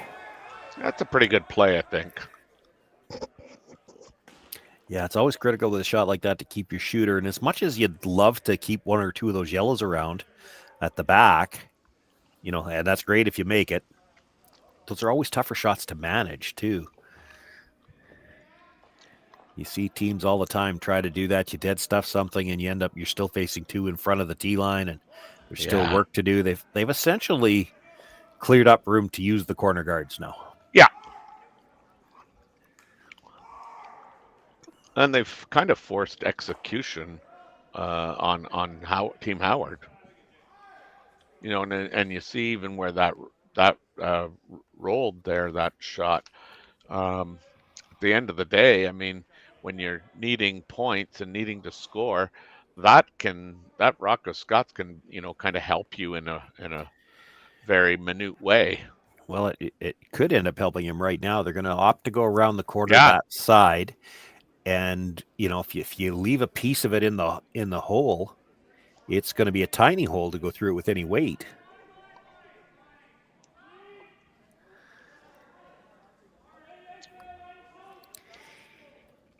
Easier to get through here with a draw than it will be with a hit.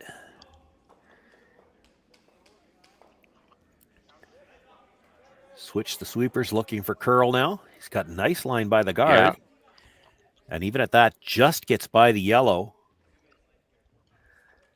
That's pretty good. It is second shot, but that's all they were hoping for there. And real tough to get at that rock directly now. So Scott's simply going to peel out the corner guard.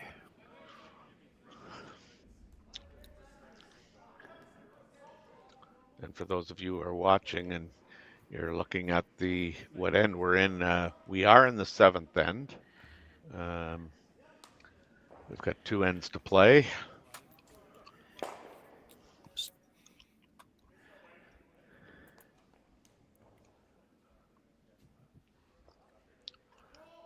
Just throw Matt under the bus there. Oh, and you'd have to. If I was throwing him under the bus, I would have said, "Hey, Matt, we're in the 7th end."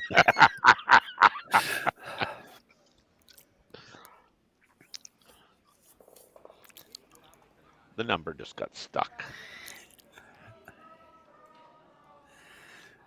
Peel made on the corner guard. Gosgens now will look to come around the other corner.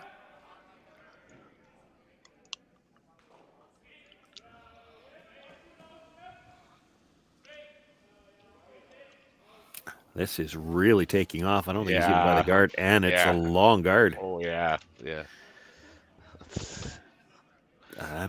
Not sure what happened to that. I didn't see it. They're shrugging their shoulders too.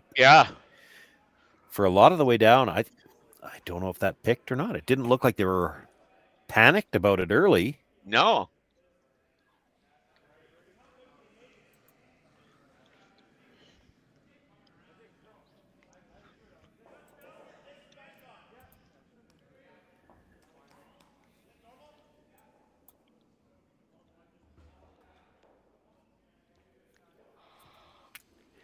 regardless of what happened to the last one, now a chance for the Howard team to make a play on that red stone at the edge of the 8-foot.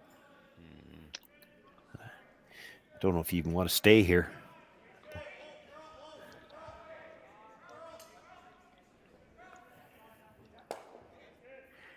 Well, he did stay. So they sit 3 for the time being.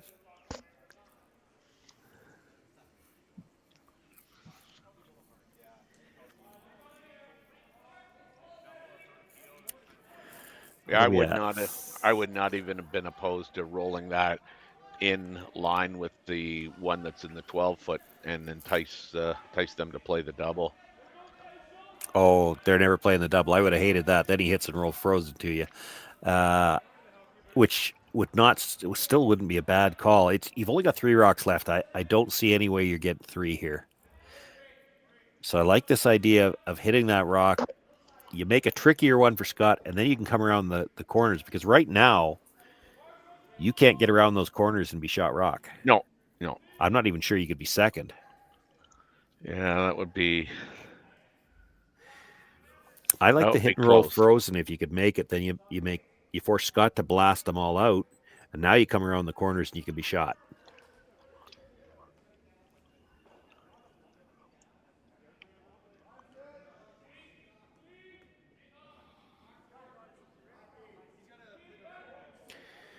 Got to roll. This is really curling.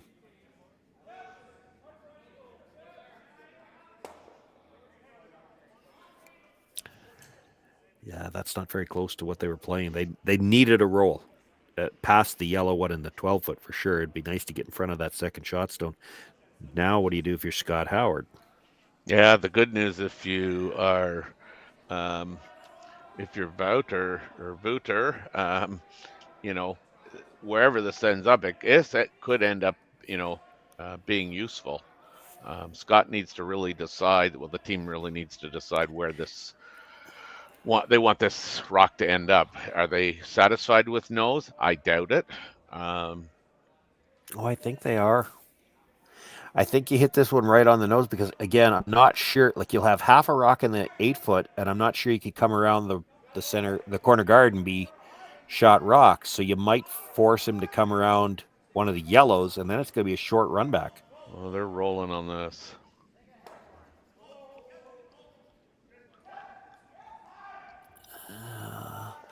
That's not horrible. No, it really isn't. I mean, it still probably means he can't come around the corners and be shot. So he's got to draw around that yellow at the top 12-foot. And Scott will have the run back on the one in the 12, as well as a slash in, depending on what depth this one ends up. Or if it's wide open or only half buried, he'll be able to play kind of that tap shot that he's played so well. Yeah, this is where you'd love to overbury it if you could. And he can afford to be back 8-foot here. He can't. Yeah. He can't be cute with this. You got to try to get it as far underneath as you can, and overburied is fine. There's no port between the yellows. No. And you could literally take away the slash if it's deep enough on that top yellow. And that's in the 8-foot there. Yeah, I can't see Scott ever playing that anyway. I think he's either playing the run back, or if you make this draw absolutely dead perfect, he might just try to follow it down. But if you're Wouter in this situation, you have to kind of hope that's all he's playing.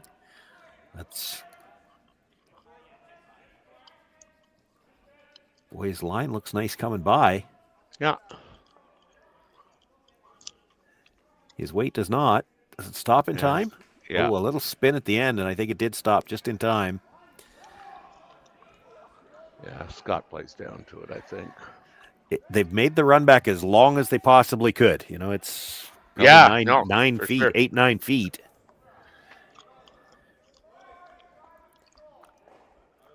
Yeah. They're talking about you could hit the yellow and roll 2 of them into the full 8-foot, but that's a tougher shot than you need to play right now. You hit it on the nose, you might not even be shot. You might just double the yellows.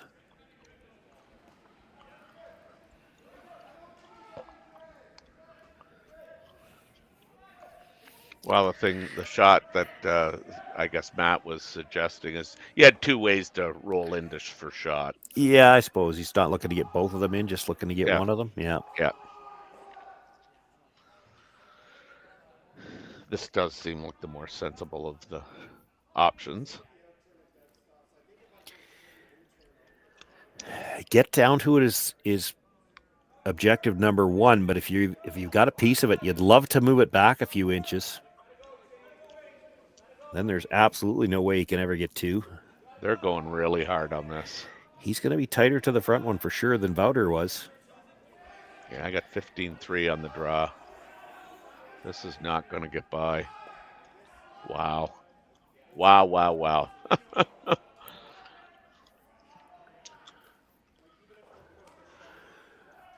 So it is a chance here for Wouter Gosgens with his final stone in the seventh end.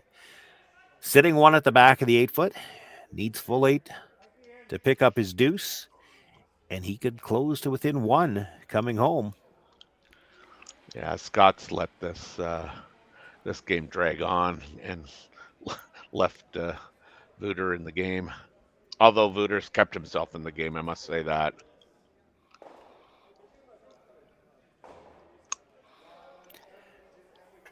Needs this one. Yeah, for sure.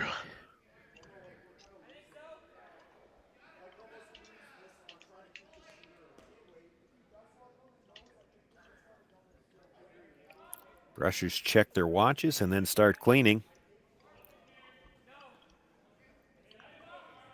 This is really curling already. There is a yellow at the top 12 he's got to get by. He's got nice weight, though. Yeah. They will get it by and right into that button area. Gosgens with the deuce here in the 7th. That closes the gap. Scott Howard with a 5-4 lead now coming home, and he will have last rock. I don't remember a time when curling wasn't a part of my life. When I wasn't putting in the sweat and hard work to be the best that I can be. Clocking in the time, the effort to practice.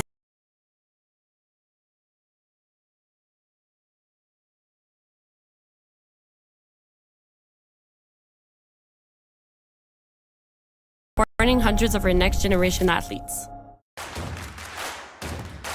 Imagine being able to stream every curling game from every sheet from any event, be it your Wednesday league game, bonspiel, or corporate event. Curling Stadium offers an all-inclusive streaming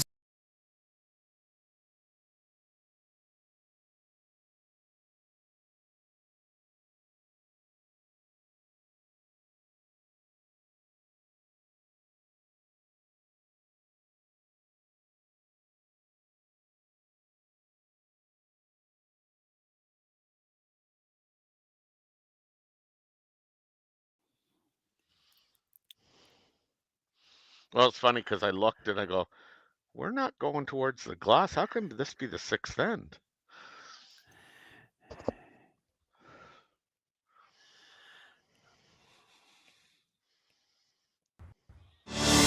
Saskatchewan, you know SaskTel because we're everywhere. Because being everywhere keeps us connected to you. With SaskTel sponsorships, we get to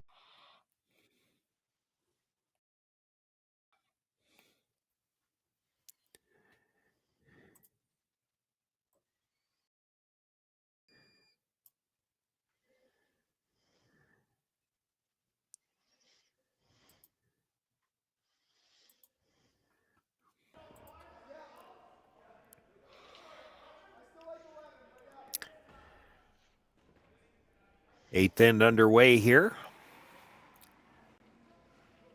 Center guard up to start the end. Tim March with the come around, maybe just a shade deep. He's right at the tee line. Mm-hmm. Still, I'm not sure that I'm not surprised here to see. I thought Gosgens' first indication was they're going to try to come around. Oh, I hope not.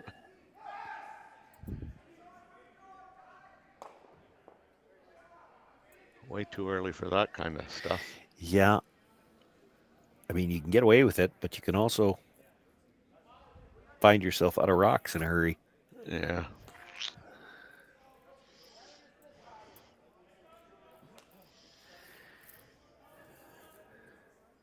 I think you're right. They're coming right in. Yeah, I would have thought a second guard first. You kind of, scoreboard dictates you have to take a few chances here. Yeah.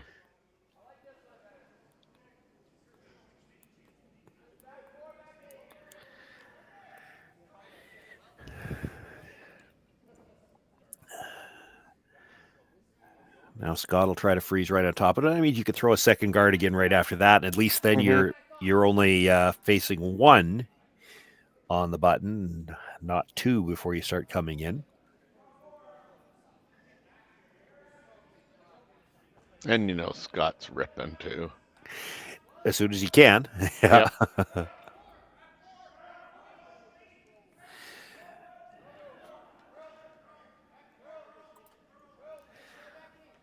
This could work out for them, though. He makes a little tap. You throw the second guard now. Well, for sure not coming in now, right? You're throwing a second guard now. Yep. As long as he never makes the double peel, even if he does, if he eventually makes the double peel, it comes right down to the end of the end. You could play the little tap, tap, tap, or even the double on the yellows and sit two. You've got a couple of options. If they don't ever make the double peel, I think you can see enough of the yellow on the outside with the intern to pick it out. You can definitely see some of it, yeah. Yeah, this is going to be too tight, though. He's going to make the double peel too easy. Well, I do not think they were trying to come in. That was a plan B at the end when they realized he was heavy.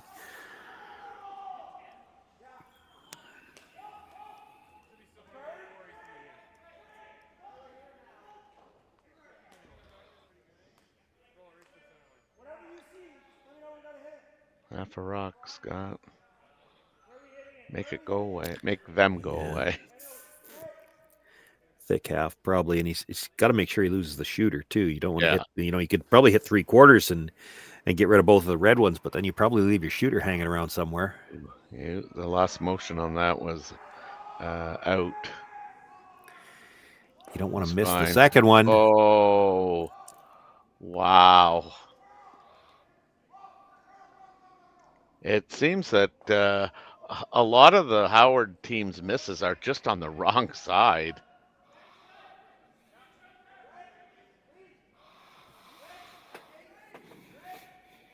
Well, that does make things more interesting here as we play this eighth end.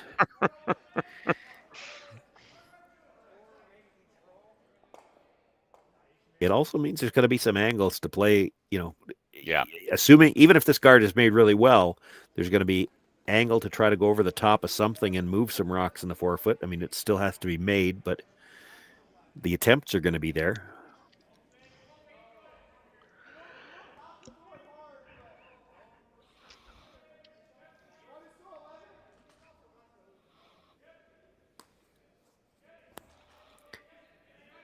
I need this to curl. He's got to close the gap. I think it will. Mm-hmm.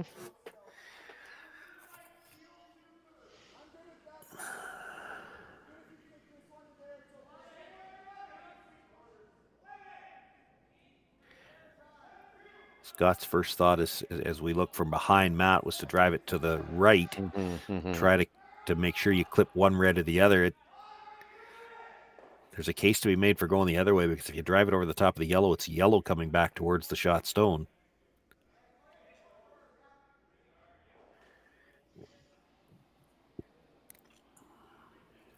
It's just that there's not a ton of room between those two stones to go over the top. That's probably the only thing stopping them.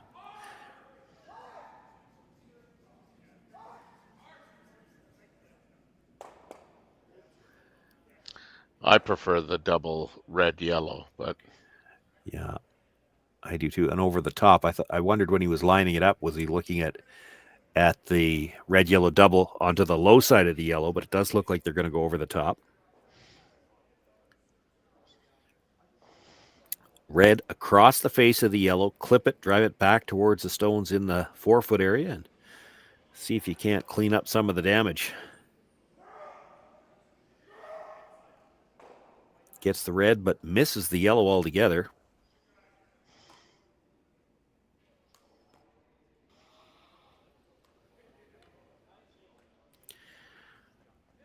So they'll look to replace the guard. The interesting question here is if you go right to the end like this, and Gosgens on his last one, or maybe he has to make a decision the one before that. Do you straight guard? Are you playing for one? Or do you play the short run just slightly off? Well, because here's the thing. If you only steal one here, you still got to do it again in the extra end. If you've got a chance to set up and maybe steal two, do you take it?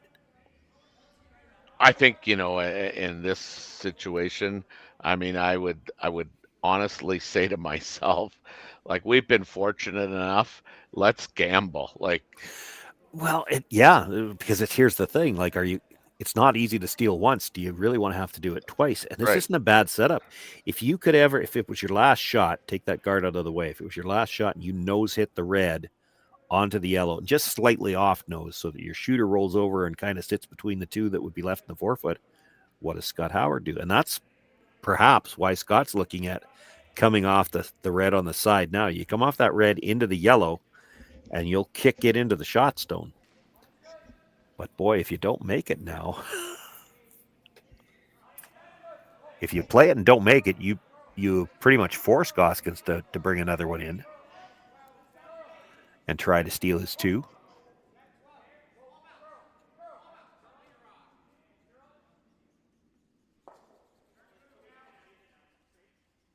I'm playing the same shot. Well, I would be too, and I'm a little surprised that they talked about it, except that we're on thirds first stones here. You talk about it now, and now you've put that thought into Gosgens' mind, and is he now, by doing that, did you spook him? Is he going to be afraid to throw another guard? Does he make his play into the rings now, which I think would be one shot too early, if not two? I don't know if that's what they were trying to do, but I mean, you do see that from time to time. You'll try to throw another team off, make them think we're going to play this other shot, and they maybe make a shot too early, and they've got too much time to bail out. Very close to the double run. Does still leave Gosgens shot rock and buried, albeit now the rock is in the 12-foot. Scott's got multiple options now. He does, but I think you're guarding guard the yellow on the center line right now. Even if he makes that in off, you're going to have to come around everything, which is why I don't think he's going to play the in off just yet.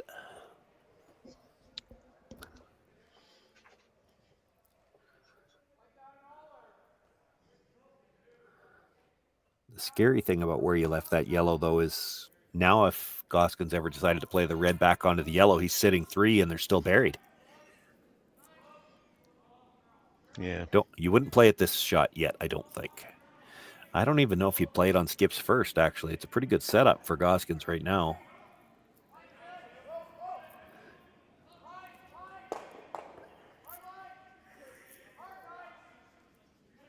Yeah, as long as you high side this yellow one. You don't want to be this tight, though.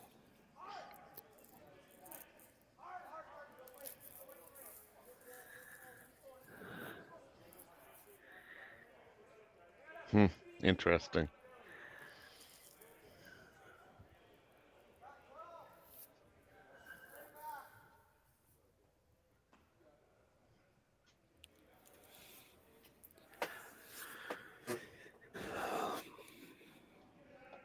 I'll be really surprised if he doesn't opt to still make a play on the guard. Yeah, he's not going to, but...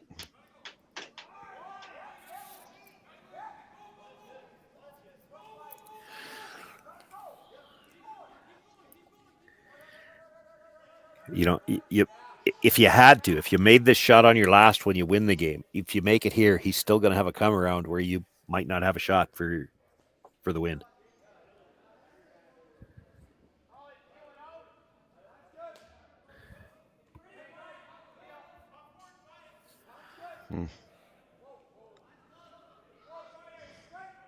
Now, having said that, you make this and you put the pressure back on Gosgens, and they're going to have to make a come around. Yeah, I don't think he makes this. I think my choice would have been to when I shot. Well, that worked out. That worked out. Très bon. Yeah, except that he ended up rolling behind the tee line. If Gosgens makes the come around now, he's probably frozen on the button. I don't think they expected that rock to kick back like that. I think they were looking for a little bit thinner on the first one, come more dead into the side of the second one. When that spun back, that gives Gosgens room.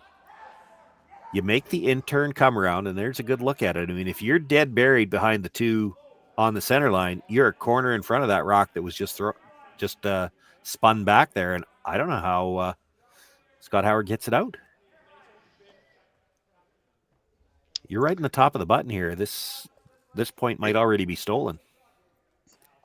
Yeah, I mean, again, it's obviously shooters selection, and kind of what you see is kind of what you play. And I personally, I would have run the guard. I would have got rid of the guard. Yeah, but sometimes what you can make isn't as important as what you're going to leave. Mm-hmm. Like he made the shot they were playing. Sure. But look what he's left. Now this has to be made. Because if you don't make it on the first, it won't still be there on your second.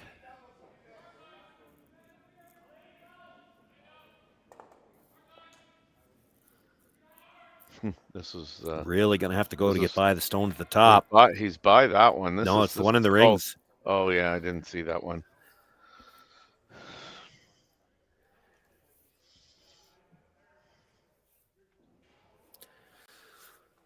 Well, now if you can make a good hit and roll, I don't know what he's got left. They're talking about a nose hit. I don't like that. He's still got the tap red into the top of the button. And then your shooter would be in the way.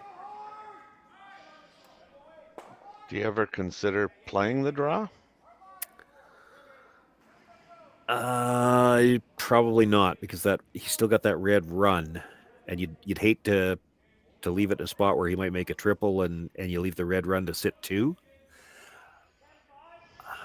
I think you almost want to roll to split center here, and then the red run doesn't make the 4-foot, I don't think. That's why I was just thinking, I mean, the draw would probably, you would think be easier to manage in getting it where you want this roll to end up. Well, he's still got the slash on that red rock, though, then, too. Like, you can't take both of them away with the draw.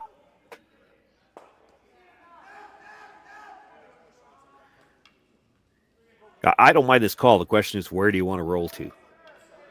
Like, half under the guard is a horrible spot, because then if he makes the tap, your shooter's in the way.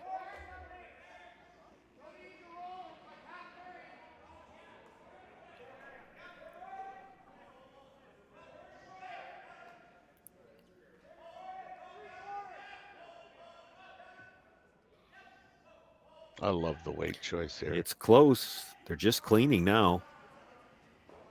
Got the hit. We'll flop across. Oh. That's pretty good. I would have liked to roll farther. You look at where that is to the guard. If they make the tap in behind that, the rock you just threw is in the way. You roll another half a rock, there's no port. And this is still a tough shot. It's got to be made. But if you make that tap through the port, what does he have? Well, he's got off of his own. His own's going to be. This is a draw weight tap. The red shooter's still going to be in the way of the Yellowstone. He's got to hit like half of rock. I'm thinking 2/3. 2/3? Yeah. Yeah. And again, it's just a draw weight tap. His shooter's not going to roll very far. This is a very tough shot, but it's a shot where if you make it, you might have a steal here. We might be looking at playing 9. I'll pretend you didn't say that. You're not going to make the second period. This is a lot of weight for a draw tap. or at least it looked like it early. Look at it curl. I think they're going to have to come off of a yellow, though. Oh, it did, and it came off it pretty good. Okay. Great shot. What have you got, Terry? Well, I think you tapped the one you hit and rolled on. You can't see it. Got. Oh, yeah. It's 3/4 behind guard. Yeah. It is. It absolutely is 3/4 behind the one on the center line. And what are you going to tap it on? Do you tap it onto red, onto yellow? The red's still going to be shot at the back. It's going to jam on the yellow behind it. I think you're looking at some kind of double run of some sort or another. Yeah, you could, yeah. He's looking at the center one. I was actually looking at the one in the 12-foot. You run it, try to clip the edge of the yellow and slash it in. He's looking at the center guard, red onto the yellow in the 12-foot, and try to make that port and make contact with the shot stone.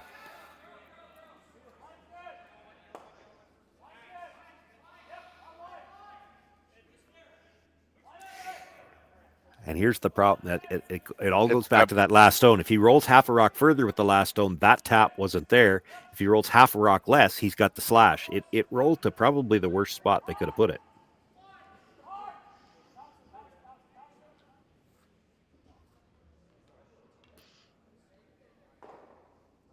You knows that red one. It's probably really close. It's real close. Yep.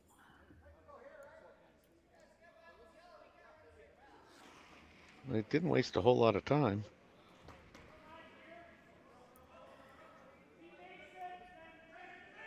Close. He's got the nose, but he's going to make contact with the two yellows up front. And a great tap from Wouter Gosgens with his final stone to the corner of the button. Gives him the steal. And we are headed to bonus coverage here from the Curling Stadium Martensville International. Extra in coverage coming up right after this. Unbelievable. Handcrafted in Canada, Hardlines Ice Pad has revolutionized curling for over a decade. Engineered with top-tier precision and durability, it is backed by an unmatched 10-year warranty.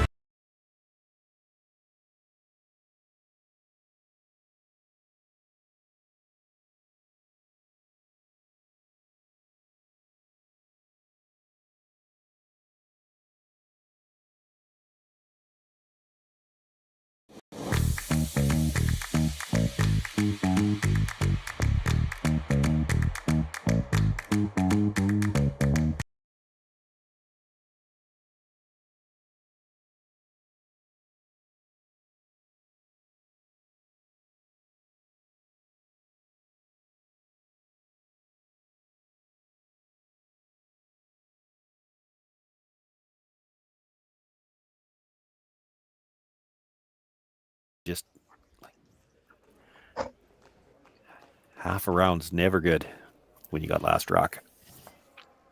He was actually probably about 3/4.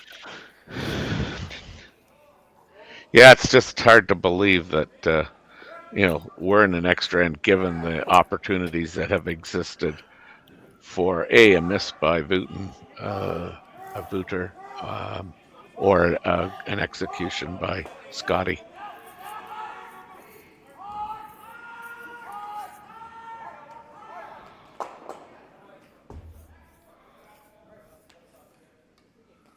I'll go back to that third end or whatever it was, third end, where he made that great draw to the back of the four. Fourth, I think. Was it the fourth? Third was the blank. Okay.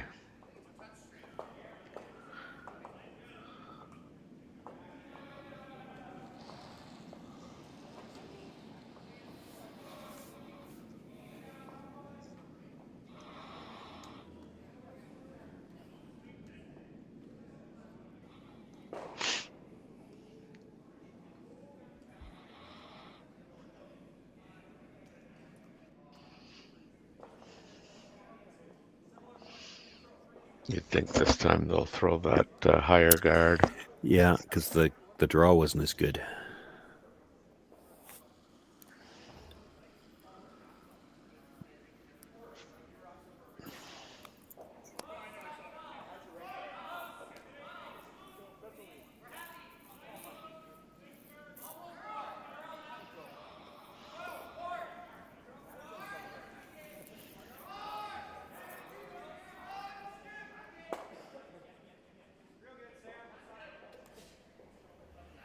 Now there's separation. That's real good.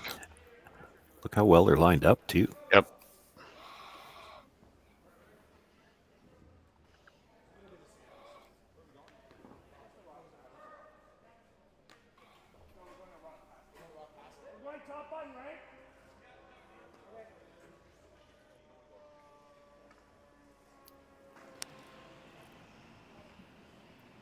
This always seems like a scary shot to me in that, if you slide behind the tee, it's like, ugh, and this can end up in the wrong spot so easily.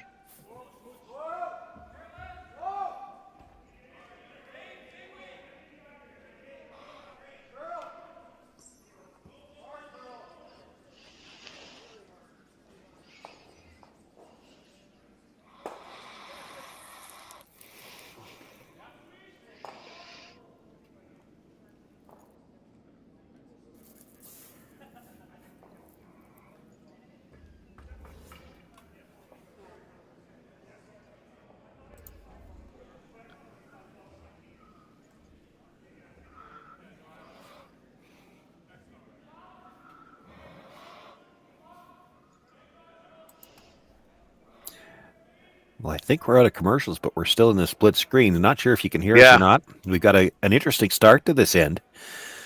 The two center guards thrown up to start things off. A little bit of a pocket formed with the yellows at the top and a tap back attempt. That's in a pretty good spot. Yeah, I thought it was my screen. I'm here to. Well, how come I can't make it bigger?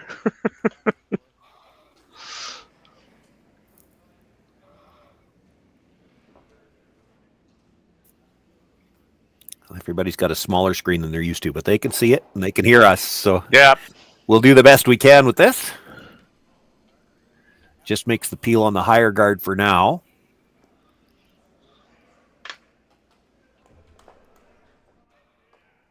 There we go.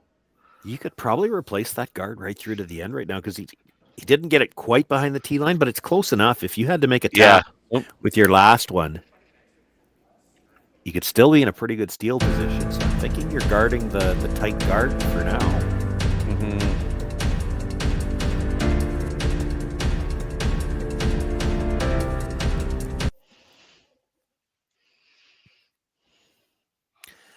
Well, they didn't want to guard quite We that asked long. Saskatchewan what they know about 5G. 5-star logo. Even. More speed? More innovation? It's going to make our lives a whole heck of a lot easier.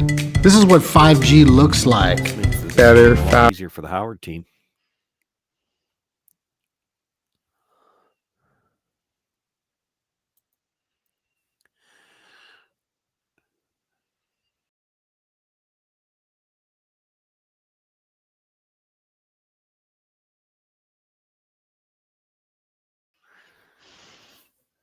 We got the full production shot for a moment there.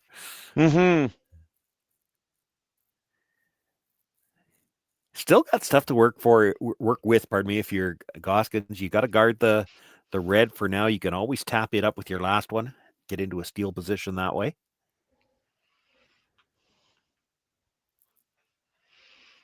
Gosgens needs this win. Needs the steal. Mm-hmm. Again, just 3 games in these mini pools to try to qualify. I believe it is anyway. Maybe they're playing 4. I think they're playing 4. They're playing 4? Okay. Yeah, I think so. That's why they're not showing it in pools. Okay, that makes sense.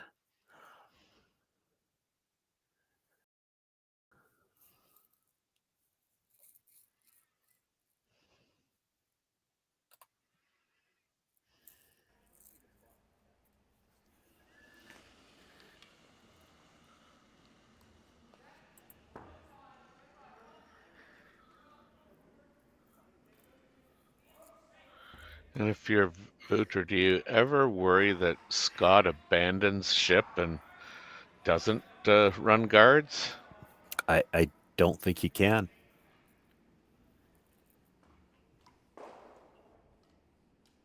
I think you have to let him run, and if he decides to switch, that's maybe your best chance. Now, granted, they could make a really good shot, and then you don't have a shot for your last one, but you're trying to steal here.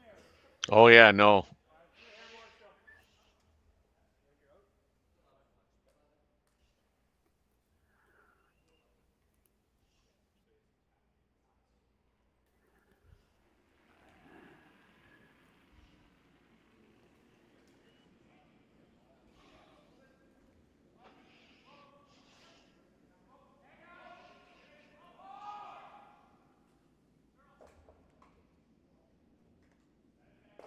I did confirm. I just checked ahead at the head-to-heads that these teams have, and yes, it is 4 games that everybody plays. So 2-2 again. When it's 8 teams out of 16 qualify, 2-2 might make the playoffs, but you're relying on tiebreakers, and we didn't see them do a recorded measurement beforehand. So the tiebreakers, it'll be a draw to the button somewhere along the line. I don't know whether that's been done yet or not. They haven't been keeping track of it. No, so it likely will be one that's done after one of the draws, I would imagine. And in a lot of cases, when you do that, it's usually right after your first game, so that may have been done already.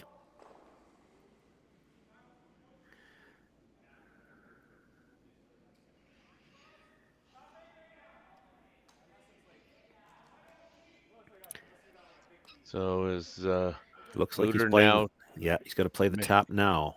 Make his move, yeah. And if he's playing it now, you got to think he's going to tap to just frozen, and not critical to be shot rock here. It's critical, pretty critical that he's got it frozen. If you get it frozen, there's no way Scott can take away a tap on your next one. Because you got them both ways. You got the red you could tap back, or you could play the double on the yellows if you had to.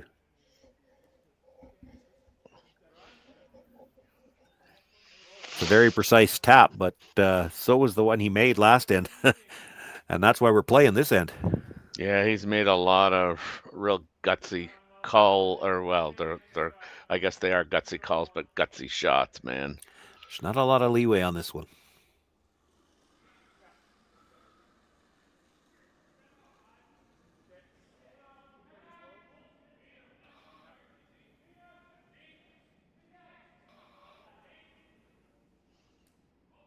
Gonna have to go in a minute here. It's gonna curl hard, I would think. He's close. Tap. He's probably actually shot rock for now. Do you play the double on the reds, or do you slash the yellow in? Yeah, I think you play the double on the reds.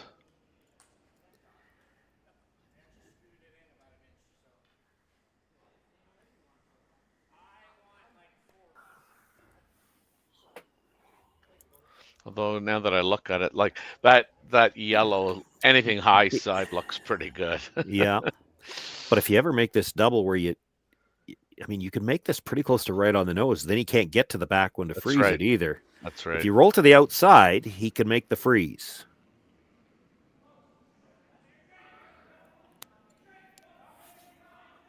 Sweepers are on, off. Usually it means they're close. He's got it. Yeah. You curl, I curl. Well, he can't get there with the freeze. Do you have to play the port, try to hit it? I do believe you do. And if you do, which way are you rolling? Well, if you roll behind the center one, that's an awful short run. I think you got to try to roll towards the corner one a little bit.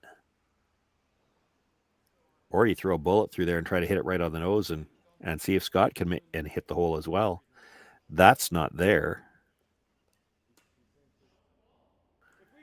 There's nothing you're throwing with broom at the edge of the 8-foot that will make that port.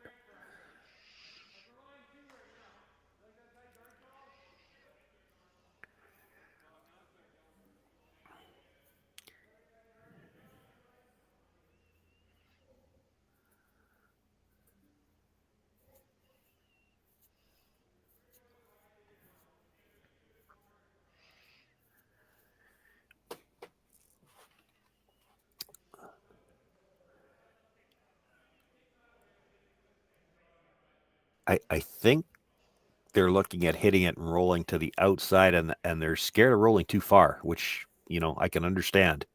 It's a tough port. Mm-hmm. I don't think if you played the in-turn through the port and tried to roll under center, I don't think there's enough air there that you'd ever have to worry about rolling too far, but yeah, this isn't there. there's nothing with the weight you're going to throw. Even that's tough. He's got to be looking at something closer to bumper weight with that. That's a reverse staggered port between the red, or pardon me, the yellow and the 12-foot and the yellow at the top of the 4. It's tough. The way they curl coming in, that's a real tough port.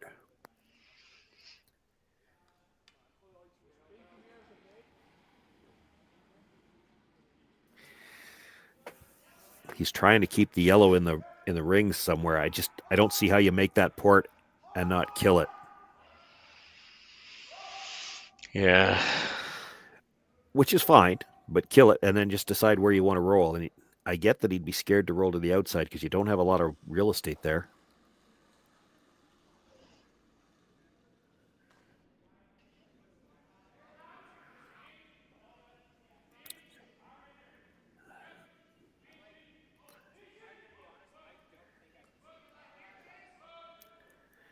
Sweeping for curl now. Has to get off the top yellow. That just wasn't there with that. Yeah, with that weight. And the weight to make the shot he called was probably pretty close to what he needed. But yeah, you're right. That was just too tough. It wasn't there with that weight to make the port. Yeah. So Scott Howard doesn't have to throw his last one. Picks up his second win. He'll go to 2-0. Gosgens to 0-2. Both of them will be on the ice again tomorrow. We will have all the action for you here, the round robin portion of it. One more draw left today, 4 draws tomorrow, and then playoff action on Sunday through to the championship late Sunday afternoon. I want to thank you for joining us here this afternoon. On behalf of myself, Sean Joyce, my partner, Terry Corbin. Thanks for joining us. We'll see you again from the Martensville Curling Stadium International. Have a good evening. Take care, all.